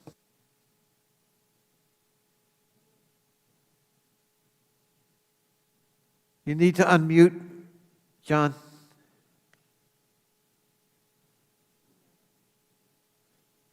Can you hear me? Yes. Okay. Yep. Thanks, Mr. Chairman. Maryland, D.C., Virginia worked with Congress, as we know, to establish the Washington Metro Rail Safety Commission in 2017 after the predecessor Safety Oversight Agency was found to be deficient. The Safety Commission was certified in 2019 and took over safety oversight of WMATA after a period of oversight by the Federal Transit Administration. Dr. Mayor, when the Safety Commission began operations in 2019, what were the major outstanding safety oversight concerns, also known as corrective action plans, that the FTA handed off to your office as priority concerns? We inherited just north of 100 corrective action plans that were being managed by the Federal Transit Administration and being implemented by Metro. Many of these plans revolved around some of the safety issues that you're well familiar with: water intrusion, electrical arcing, and the maintenance of infrastructure, primarily track, to prevent derailments. Those were some of the major issues that had been a focus of FTA's safety oversight during that period of direct safety oversight. Thank you. I wanted to talk a little bit about some of these plans that have been open for years, among the ones that that were inherited. For instance, the corrective action plan declaring that WMATA's need to implement protections against the unauthorized movement of trains under zero-speed commands has been open since 2016, even though without these protections, train cars have collided, train operators have sustained injuries. Another example, the corrective action plan regarding WMATA's need to increase staffing levels for the Rail Operations Control Center was similarly open from 2015 to 2021, during which time a lack of proper staffing contributed to workplace issues within the control center and created serious safety risks across the system. Dr. Mayer and Mr. Wiedefeld, how are your organizations working together to address these dangerous and longstanding challenges? And let me, just before you answer, Mr. Wiedefeld, let me thank you, as others have done, for your service, not just to WMATA, but prior to that over the course of your career. It's been a great challenge, I know, to undertake the leadership of this important organization during a time when all of these things have been intersecting, but I want to thank you for that service. So Dr. Mayer and Dr. Wiedefeld, can you talk about how you're working together to address these safety challenges? And why don't we start with Dr. Mayer? Sure. We've coordinated a great deal on these two specific safety issues that you mentioned. On the issue of zero-speed commands, we have seen a collision that was related to the movement of trains without proper movement authority, and we focused a great deal of attention on that. We're seeing technological retrofits. It's going to take efforts to ensure that those retrofits are extended to the oldest cars in the fleet, but that's improving the issue, as well as significant operational attention being paid to only moving trains with proper authority. We pay close attention. We monitor Metro's radio frequencies, and we pay close attention and are pleased that the problem of movement under zero-speed commands, although caps remain open, the problem has reduced in recent months. On the issue of rock staffing, I think there's a success story there. When we did our rock audit just before the pandemic, the facility was staffed with 26 individuals. It was hardly enough to really keep it operational. Today, there are 49 certified control controllers and more in the pipeline. Again, something we pay attention to very carefully, but I'm pleased with those numbers. Mr. Wiedefeld. Yeah, Mr. Congressman, I would just add, exactly as David just said, these are efforts that we've been working very closely with the MSC on. It does take some time on these. Unfortunately, the Rock Control Center, for instance, almost takes a year of training to bring those controllers up. But as he just mentioned, there's been significant improvement there, and I think it is a success story. The gentleman that now runs that comes from the aviation business, has a totally different perspective from the transit world, and we will continue to do that the same way with train movements. Again, some of these things are technology solutions that do take time to develop, particularly in a unique system like ours, but we're committed to do it and working with the MSC to achieve it. Thank you very much. And let me just say in closing, on the threshold question of whether we need WMATA to be strong, I certainly think the continued support of it is critical. And I think there's going to be new and creative opportunities for WMATA to serve this region if we keep the system strong and vibrant as we move forward. With that, Madam Chair, I yield back. I thank the gentleman for his questions, and I'm going to call on myself next. First, I want to say to Mr. Wiedefeld how grateful we are for his service. My question, first question is for Mr. Wiedefeld and for Mr. Svedberg. Through the bipartisan infrastructure law, Congress reauthorized dedicated federal capital funding for WMATA, and that's going to go through fiscal year 2030. WMATA will receive $150 million in annual funding, which will be matched by the local jurisdictions, and will also receive enhanced formula funding for capital investments.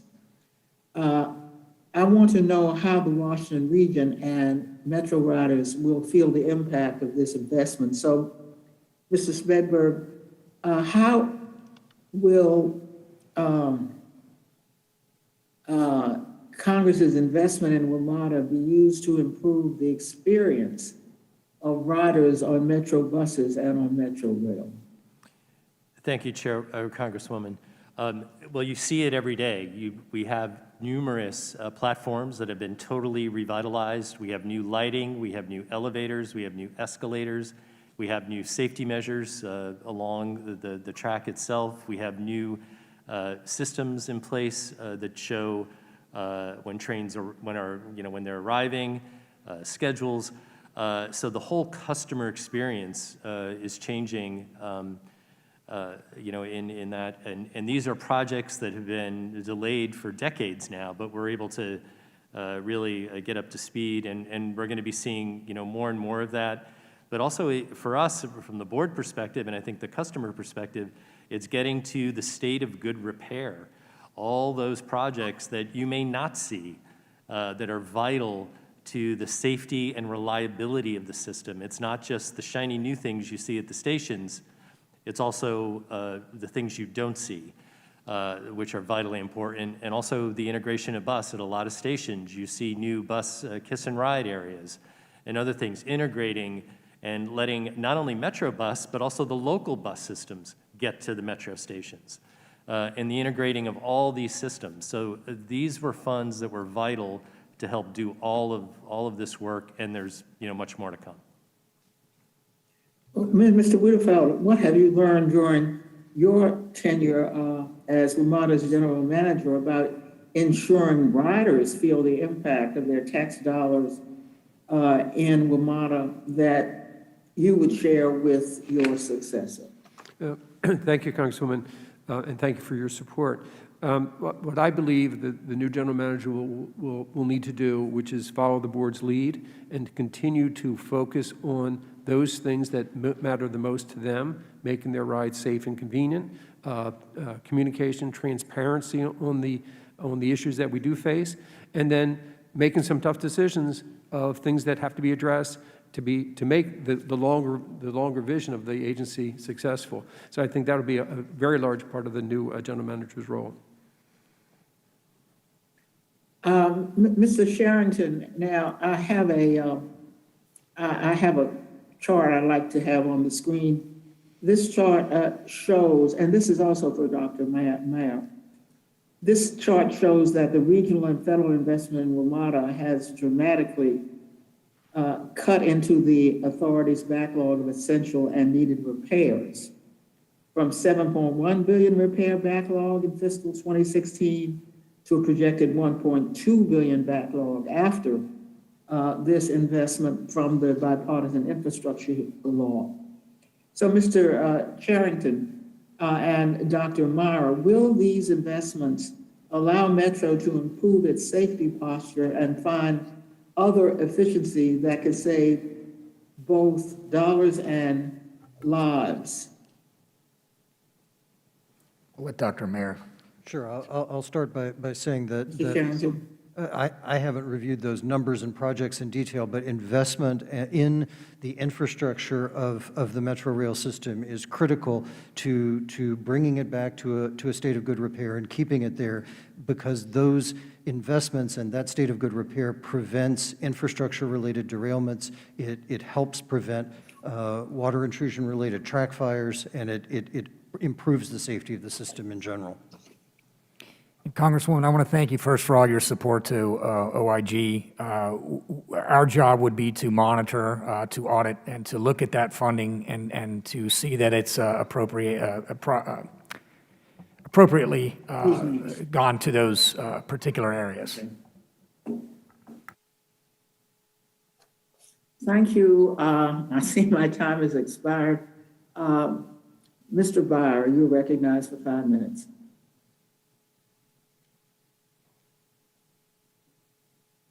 Congressman Byer? Yes, thank you, Congressman Norton. I appreciate it very much.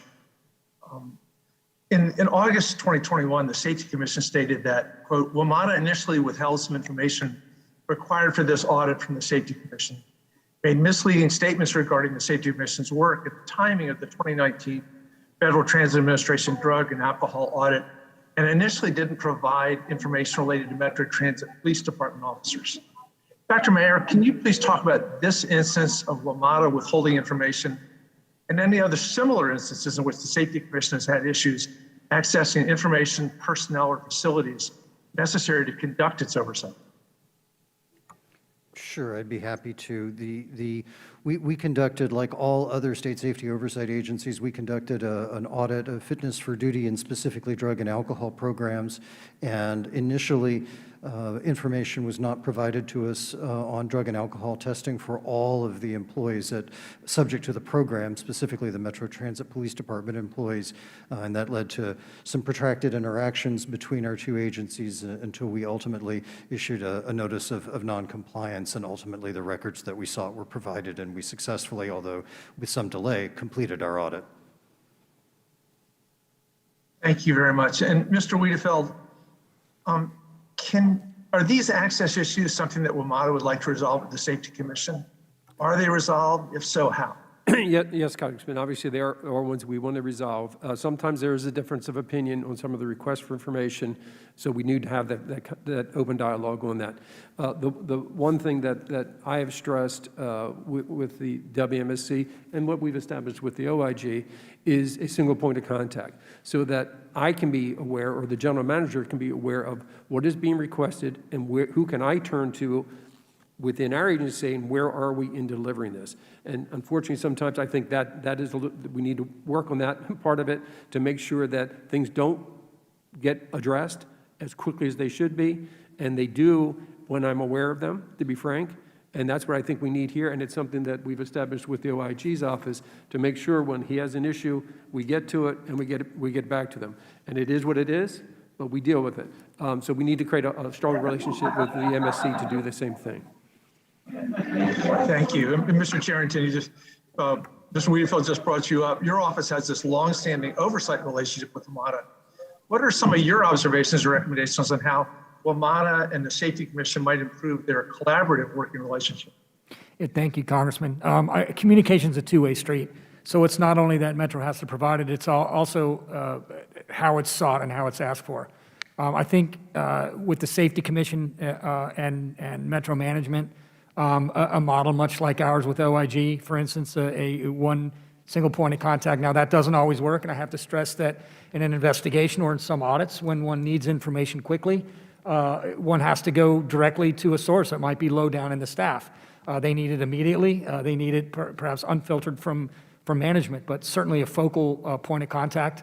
I think collaboration at high-level meetings and also at staff meetings, but that focal one point of contact can weed out a lot. They already know the authority of the Safety Commission.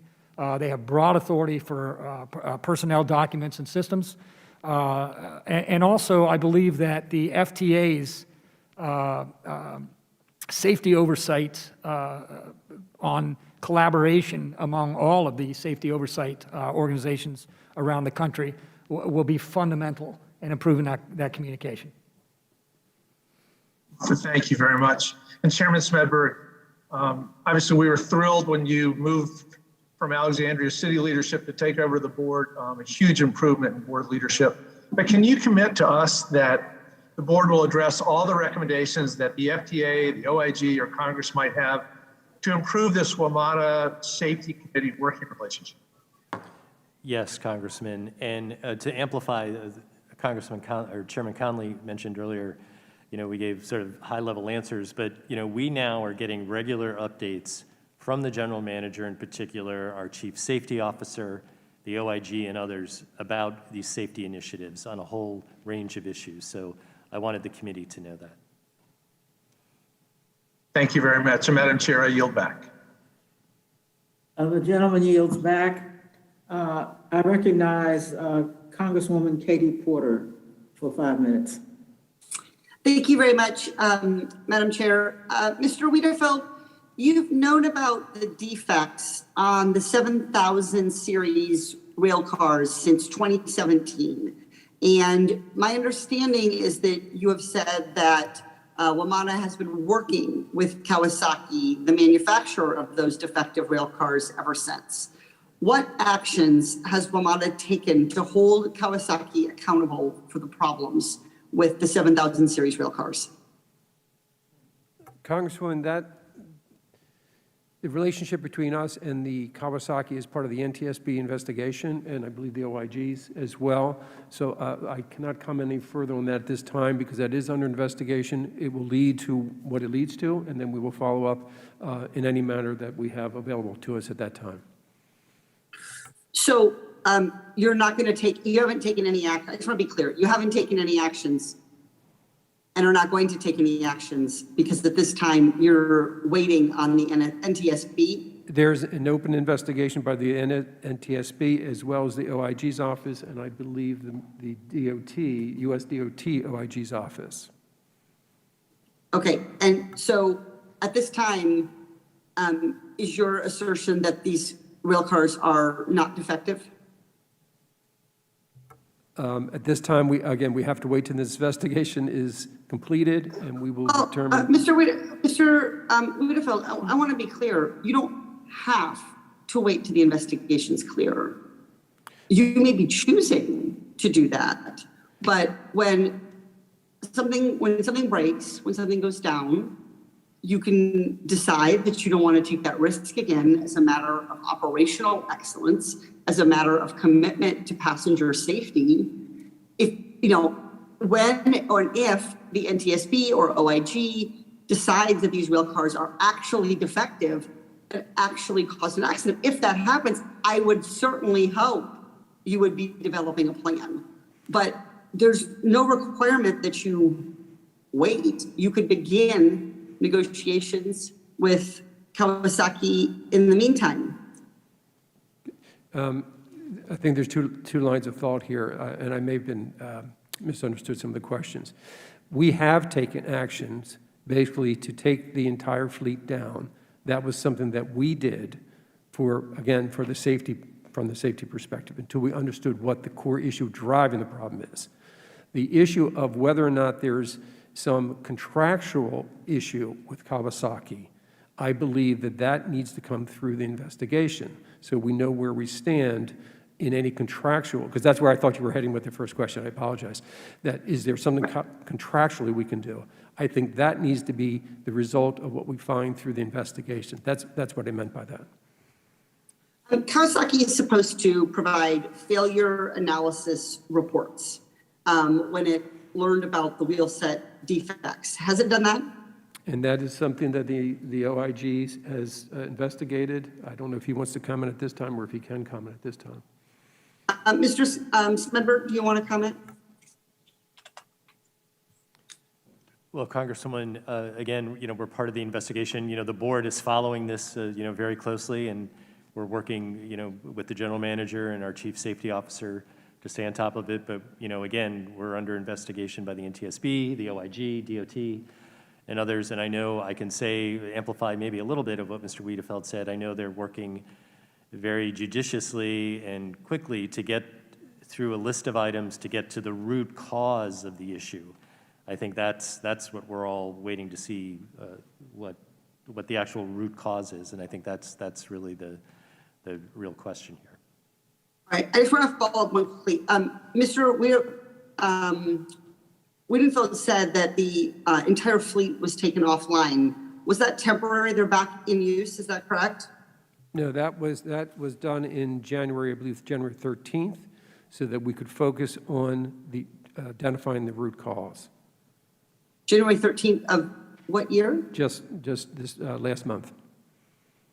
Oh, so between when there were defects, reported concerns about defects in 2017, and less than a month ago, these Kawasaki 7000 series rail cars were in use? Yes, that's true. So you've taken action to keep the public safe for the less than the last 30 days after 4 years of using these rail cars? No, I disagree. In 2017, as the OIG has mentioned in his investigation, it was treated as a warranty issue. You bought a new product. There were 2 items out of 3,000 that did not perform. Those were returned for new ones. So that's how it was being addressed at the time.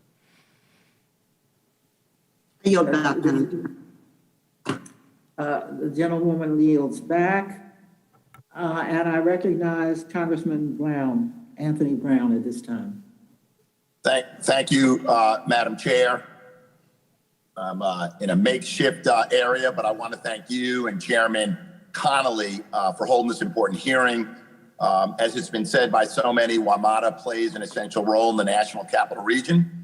WMATA, as we've heard, is the 3rd largest heavy rail transit system, but it's also historically has been the 2nd busiest rapid transit system behind New York City and the 6th largest bus network in the country.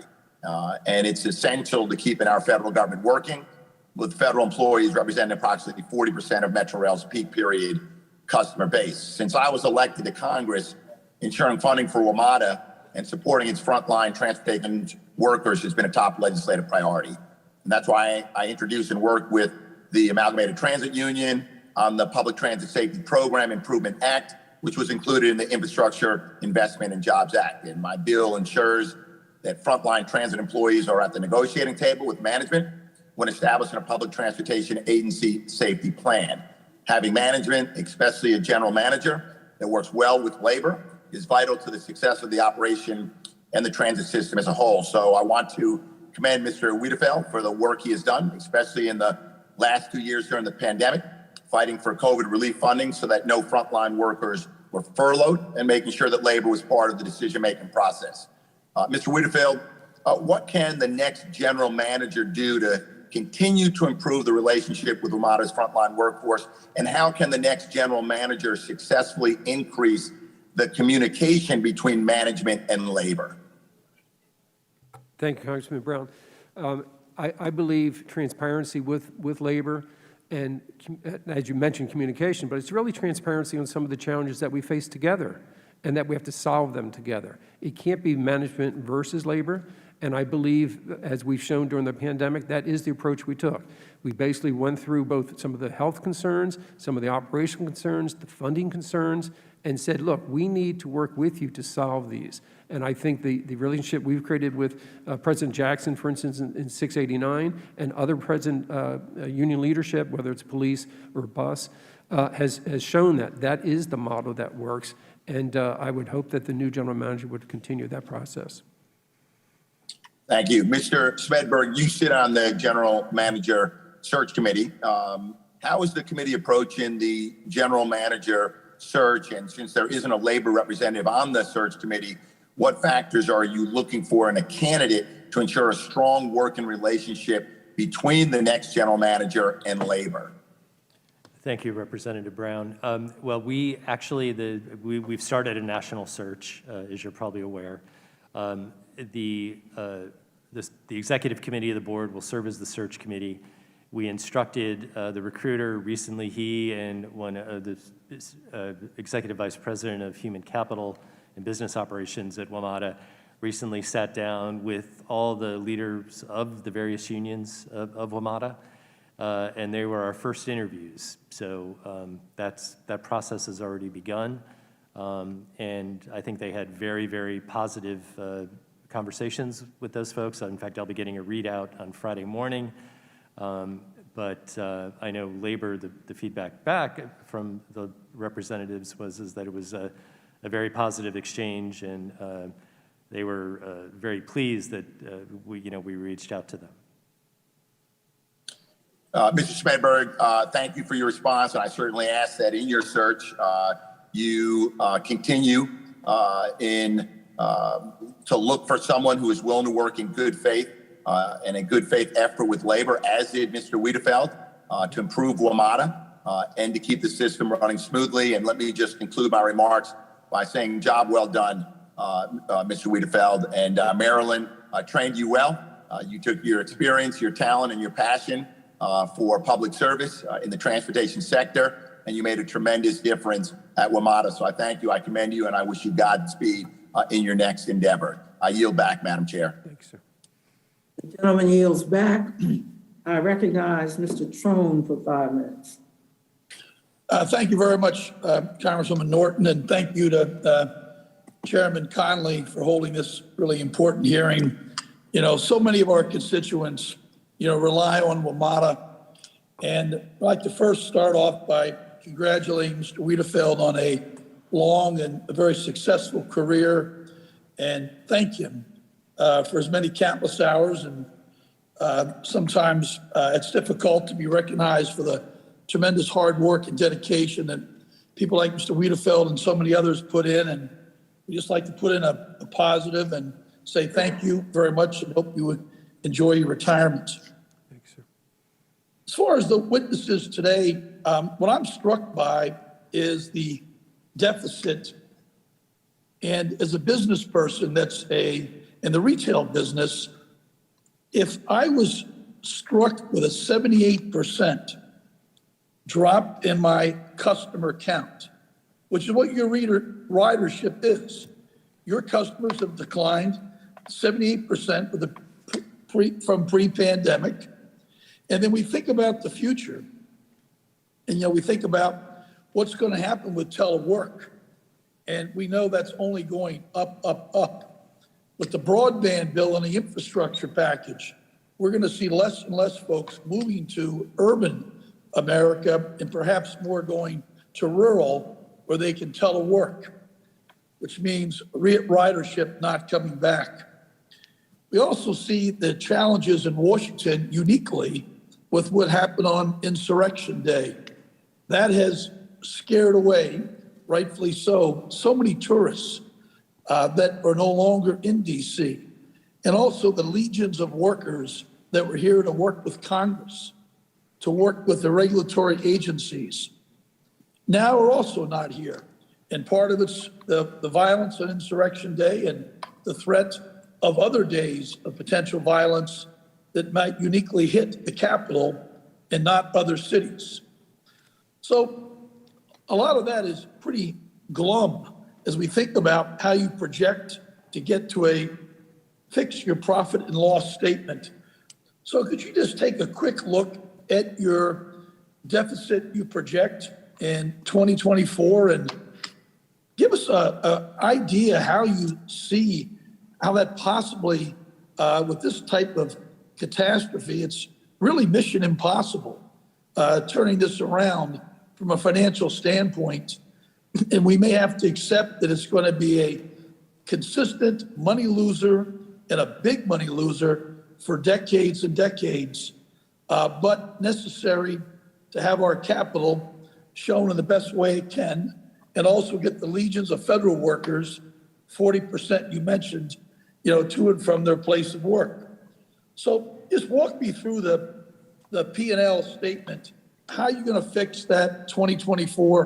What your ideas are about that, Mr. Wiedefeld? Thank you, Congressman. I would also like to have the chairman give some thoughts because that is a big challenge for the new general manager, and I know that's a big focus of the board to have someone that can address those type of issues. I think we have to step back and understand that transit is not a profit-making business. That's not what it's designed to do. It serves lots of other societal goals. And that is part of the package with transit in this nation and around the globe, to be frank. So I think a pure business model is definitely, you should look at it as a business and minimize the different costs and associated things of that sort. But to think that we'll ever turn a profit from a pure operating model, I think is just not what transit does in this nation and globally. But if I could, turn to the chairman for his thoughts on the future. Yeah, Congressman, you're right. I mean, you look at the statistics on paper as they currently stand, it's going to be a huge challenge. I think many of us, though, are very optimistic. We look at this region, its growth, and what's happening in and around metro stations, and it is vital. And as Mr. Wiedefeld said, at times, a transit system is not about making money. We are doing everything we can. We're beginning to think about doing other things to get that ridership back once people do start coming back into work. I don't think everyone is going to be teleworking or moving away from the region. In fact, if anything, I think this region is going to continue to grow. So there is optimism there. But you're right. I mean, WMATA is not going to look the same today as it does 5, 10, or 15 years from now. Our region is not going to look the same. And we have to look at the system differently. I mean, before everything went to the core, I think that's going to change. You look at the advent of the Silver Line, you're going to have people reverse commuting. We really haven't had a lot of that in the past. And so there's a lot we're going to have to be looking at, but there is no doubt that we are going to have to make very difficult financial and operational decisions in conjunction with and cooperation with the general manager, the new general manager, and metro leadership and regional leadership. Because as Chairman Conley said earlier, the regional financial model long-term is simply not sustainable. And that conversation is going to take years to get to whatever that new model is. But we have to start that discussion soon because the current model most likely is not sustainable into the future. I know my time's expired, but we just got to have a target that X hundred millions is what the loss is important, but we need to aim for something and figure that's the subsidy that's appropriate for the model that's out there and that can be attained. I yield back. Understood. Thank you. I next recognize Congressman Clyde. Thank you. If I may, Mr. Smedberg, you made a comment about transit equity. Can you define that for me? Right here, Congressman. Thank you. Transit equity is something that that we strive for all the time, and making sure that transit is accessible to all members of the community. Particularly those people who are transit dependent. Who are what? Transit dependent. We have a lot of people in the region who are transit dependent. They require it to not only get to work, but to go buy groceries, to get to doctor's appointments, to take their children to school. So we look at, and it's not, it's the range of everyone economically. Okay, thank you. And can you tell me, Mr. Charrington, you said that the investigation is now in its 4th month, right, of the train derailment? Yes, sir. When do you expect that to be completed? Within the next couple of weeks, I believe. Okay, so within the next couple of weeks, you'll have a completed report that you can provide to us as to what happened. Congressman, I just want to be clear that we investigated what the chairman asked us to investigate. However, we have another investigation regarding Kawasaki with the DOTIG, and I can't give a timeline on that because it depends on a lot of other sources. However, to answer the communication question and what WMATA should have provided to the WMSC, those will be in a final report within the next several weeks. Okay, all right, thank you. I look forward to seeing that. Yes, sir. You know, whether we attribute this decrease in WMATA to increased teleworking policies, restricted public access to federal buildings and other destination spots, or a fear of discrimination because of vaccine status, there has been a significant decline in the number of visitors and commuters using WMATA over the last 2 years. During that same period of time, as we've heard mentioned, the crime rates committed per passenger have nearly doubled, from 45 to 89,000, or from 45 to 89 per 10,000. So we know that the initial impacts of the COVID-19 pandemic were unavoidable, and millions of individuals chose to temporarily avoid public transportation out of an abundance of caution. But we are now more than 2 years since the start of the COVID-19 pandemic, and while many businesses and local economies are starting to recover, Washington, D.C. continues to see a slower economic growth than many other cities. So, Mr. Ditch, I have a question for you. Do you believe the continued decrease in passengers is only a result of the sincere health concerns, or rather a side effect of the overreaching policies and mandates that discourage individuals from traveling to our nation's capital, or maybe something else? I think it's absolutely both. We had someone mentioning the decline in tourism. There are some tourists who might be concerned about traveling to a metro area because they don't want to be exposed to COVID. There are some travelers who would be discouraged from coming to Washington, D.C. because they don't want to have to worry about bringing a vaccine passport or masking up practically everywhere they go. One of the more structural issues is that WMATA's financing was frankly unsustainable before the pandemic. It's worse now. We have no idea if it's even going to get back to where it was in 2019, let alone to a level that would make any sort of economic sense. Okay, so in a follow-up to that, so because they've collected less revenue from fares, WMATA has had to rely more heavily on pandemic relief aid to fund operations. So as a fiscal policy analyst, and considering the current COVID-19 mandates, do you believe WMATA's current budget and operating structure can be sustained for the foreseeable future without further bailouts from the American people? Absolutely not. The ridership rebound has been very slow. And again, we all hope that the pandemic will recede, but we also, I think, unfortunately should expect future waves. And if we see another wave of restrictions and mandates in cities like DC, we're just going to get sustained lack of ridership and sustainable revenue. Okay, thank you. In closing, while there is no denying that the COVID-19 pandemic temporarily disrupted WMATA's operations and revenue stream, it is becoming increasingly evident that it is the tyrannical policies and mandates perpetuated by Mayor Bowser and Democrat leadership that are creating an economic train wreck for our businesses and communities. You know, the Constitution gives Congress the authority to exercise exclusive legislation in all cases whatsoever over the District of Columbia. Congress has both the authority and the responsibility to ensure D.C. policies are in the best interest of its citizens. However, rather than eliminating bad policy and working to put our nation back on solid financial footing, I think my Democrat colleagues have chosen to repeatedly pass the buck of fiscal responsibility and advance ultra-liberal agendas that strip away millions of Americans' rights. It's only when we get serious about the myriad of crises plaguing our nation, holding hearings on those specific crises, that we can begin bettering our nation. Thank you, and I yield back. Congresswoman Wexman. Thank you much. Thank you, Madam Chairwoman, and thank you to the witnesses for coming before us today and for your testimony. You know, I feel like I'm back at Northern Virginia Transportation Commission, except we're not here at 9 o'clock on a Thursday night, so it's much, much better. You know, my constituents and I are very excited about the opening of phase 2 of the Silver Line, which I think now at this point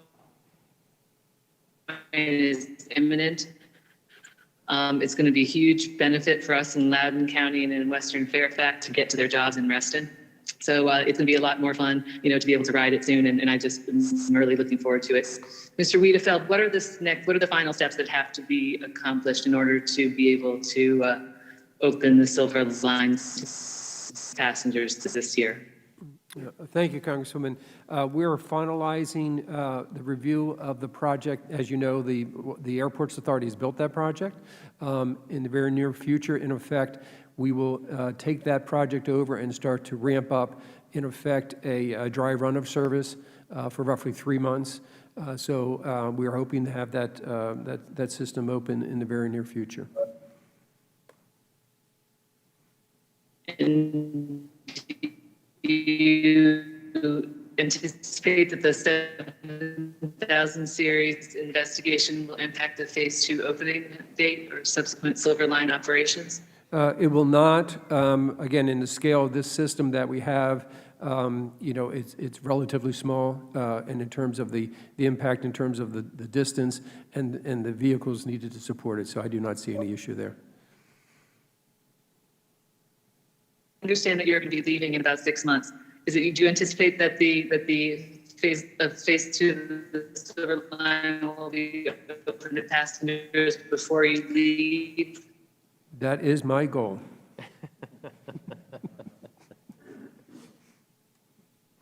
But I certainly hope that we get it up and running by Memorial Day or Labor Day. I mean, obviously Memorial Day is too soon, but hopefully by Labor Day. So thank you. Really appreciate all your great work, and I want to thank you so much for everything that you've done. You know, I know that you came out of retirement to help guide WMATA, and I'm able to have a wonderful retirement. Mr. Charrington, one of the things that you know, we met back in 2019, and you had indicated that there were a number of reforms that you wanted to see in order to be a more effective Inspector General for WMATA. Did the most recent infrastructure package, which included Chairman Connolly's bill, did that take care of all of your concerns, and do you now have the powers that you need to be able to be really effective in your office? Yes, Congresswoman, thank you for the question. Yes, we believe it does. In the almost 5 years I've been Inspector General, based on cooperation from the board and the general manager, we've moved mountains in regards to getting more independence for the Inspector General. We're happy that this act codifies those into law, and we're satisfied that we can effectively accomplish our mission. And I want to thank you for your report about the construction deficiencies in phase 2 of the Silver Line. I think that by highlighting those and by requiring that they be fixed, you know, we're gonna end up with a phase 2 Silver Line that's much more sustainable and lasts for many years. So I want to thank you for that. Mr. Smedberg, what are the qualities that you are prioritizing in your search for Metro's new GM? Well, we're going to have a final discussion with the board, but I think, you know, it's someone who has a strong administrative underpinning and obviously a focus on safety and customers. In some ways, someone used recently that we're looking for the unicorn. I mean, as you know, the general manager not only has to operate the system day to day, but deals with the local leaders, the state officials, the federal delegation, and others. So it's a very unique kind of role. They're going to close the vote and I need to go. So I'm sorry. Okay. I hate to cut you off, but they're about to close the vote, so I need to go. Thank you so much for your service. Thank you. That was the last question I had, the last member I have, but I have a final question for Mr. Wiedefeld. As we have stated in this hearing, the Congress has made historic investment in public transportation throughout this pandemic. And of course, Metro has been no exception. How much emergency federal assistance has WMATA received during the pandemic, and how have these funds supported WMATA operations? We will receive roughly $2 billion in total from the Congress, so thank you very much. And what it's done, it's allowed us to meet the service needs of the community during the heights of the pandemic. It's going to help us build future ridership, and it has kept a major workforce employed at a time that we needed them the most. So thanks Congress for the support, and I think I speak for transit properties all around the country when I say that, because they've all been in the same situation as us. Well, you have seen by the members who have asked questions that WMATA is of major importance to this region, and we believe to our country. This hearing, which I asked for and have co-chaired with the chairman, has been very elucidating to us. I must say the witnesses have made clear that we have a lot of work to do to maintain this major transportation system in the National Capital Region. I want to thank all of the witnesses today for this very helpful testimony, and this hearing is now adjourned.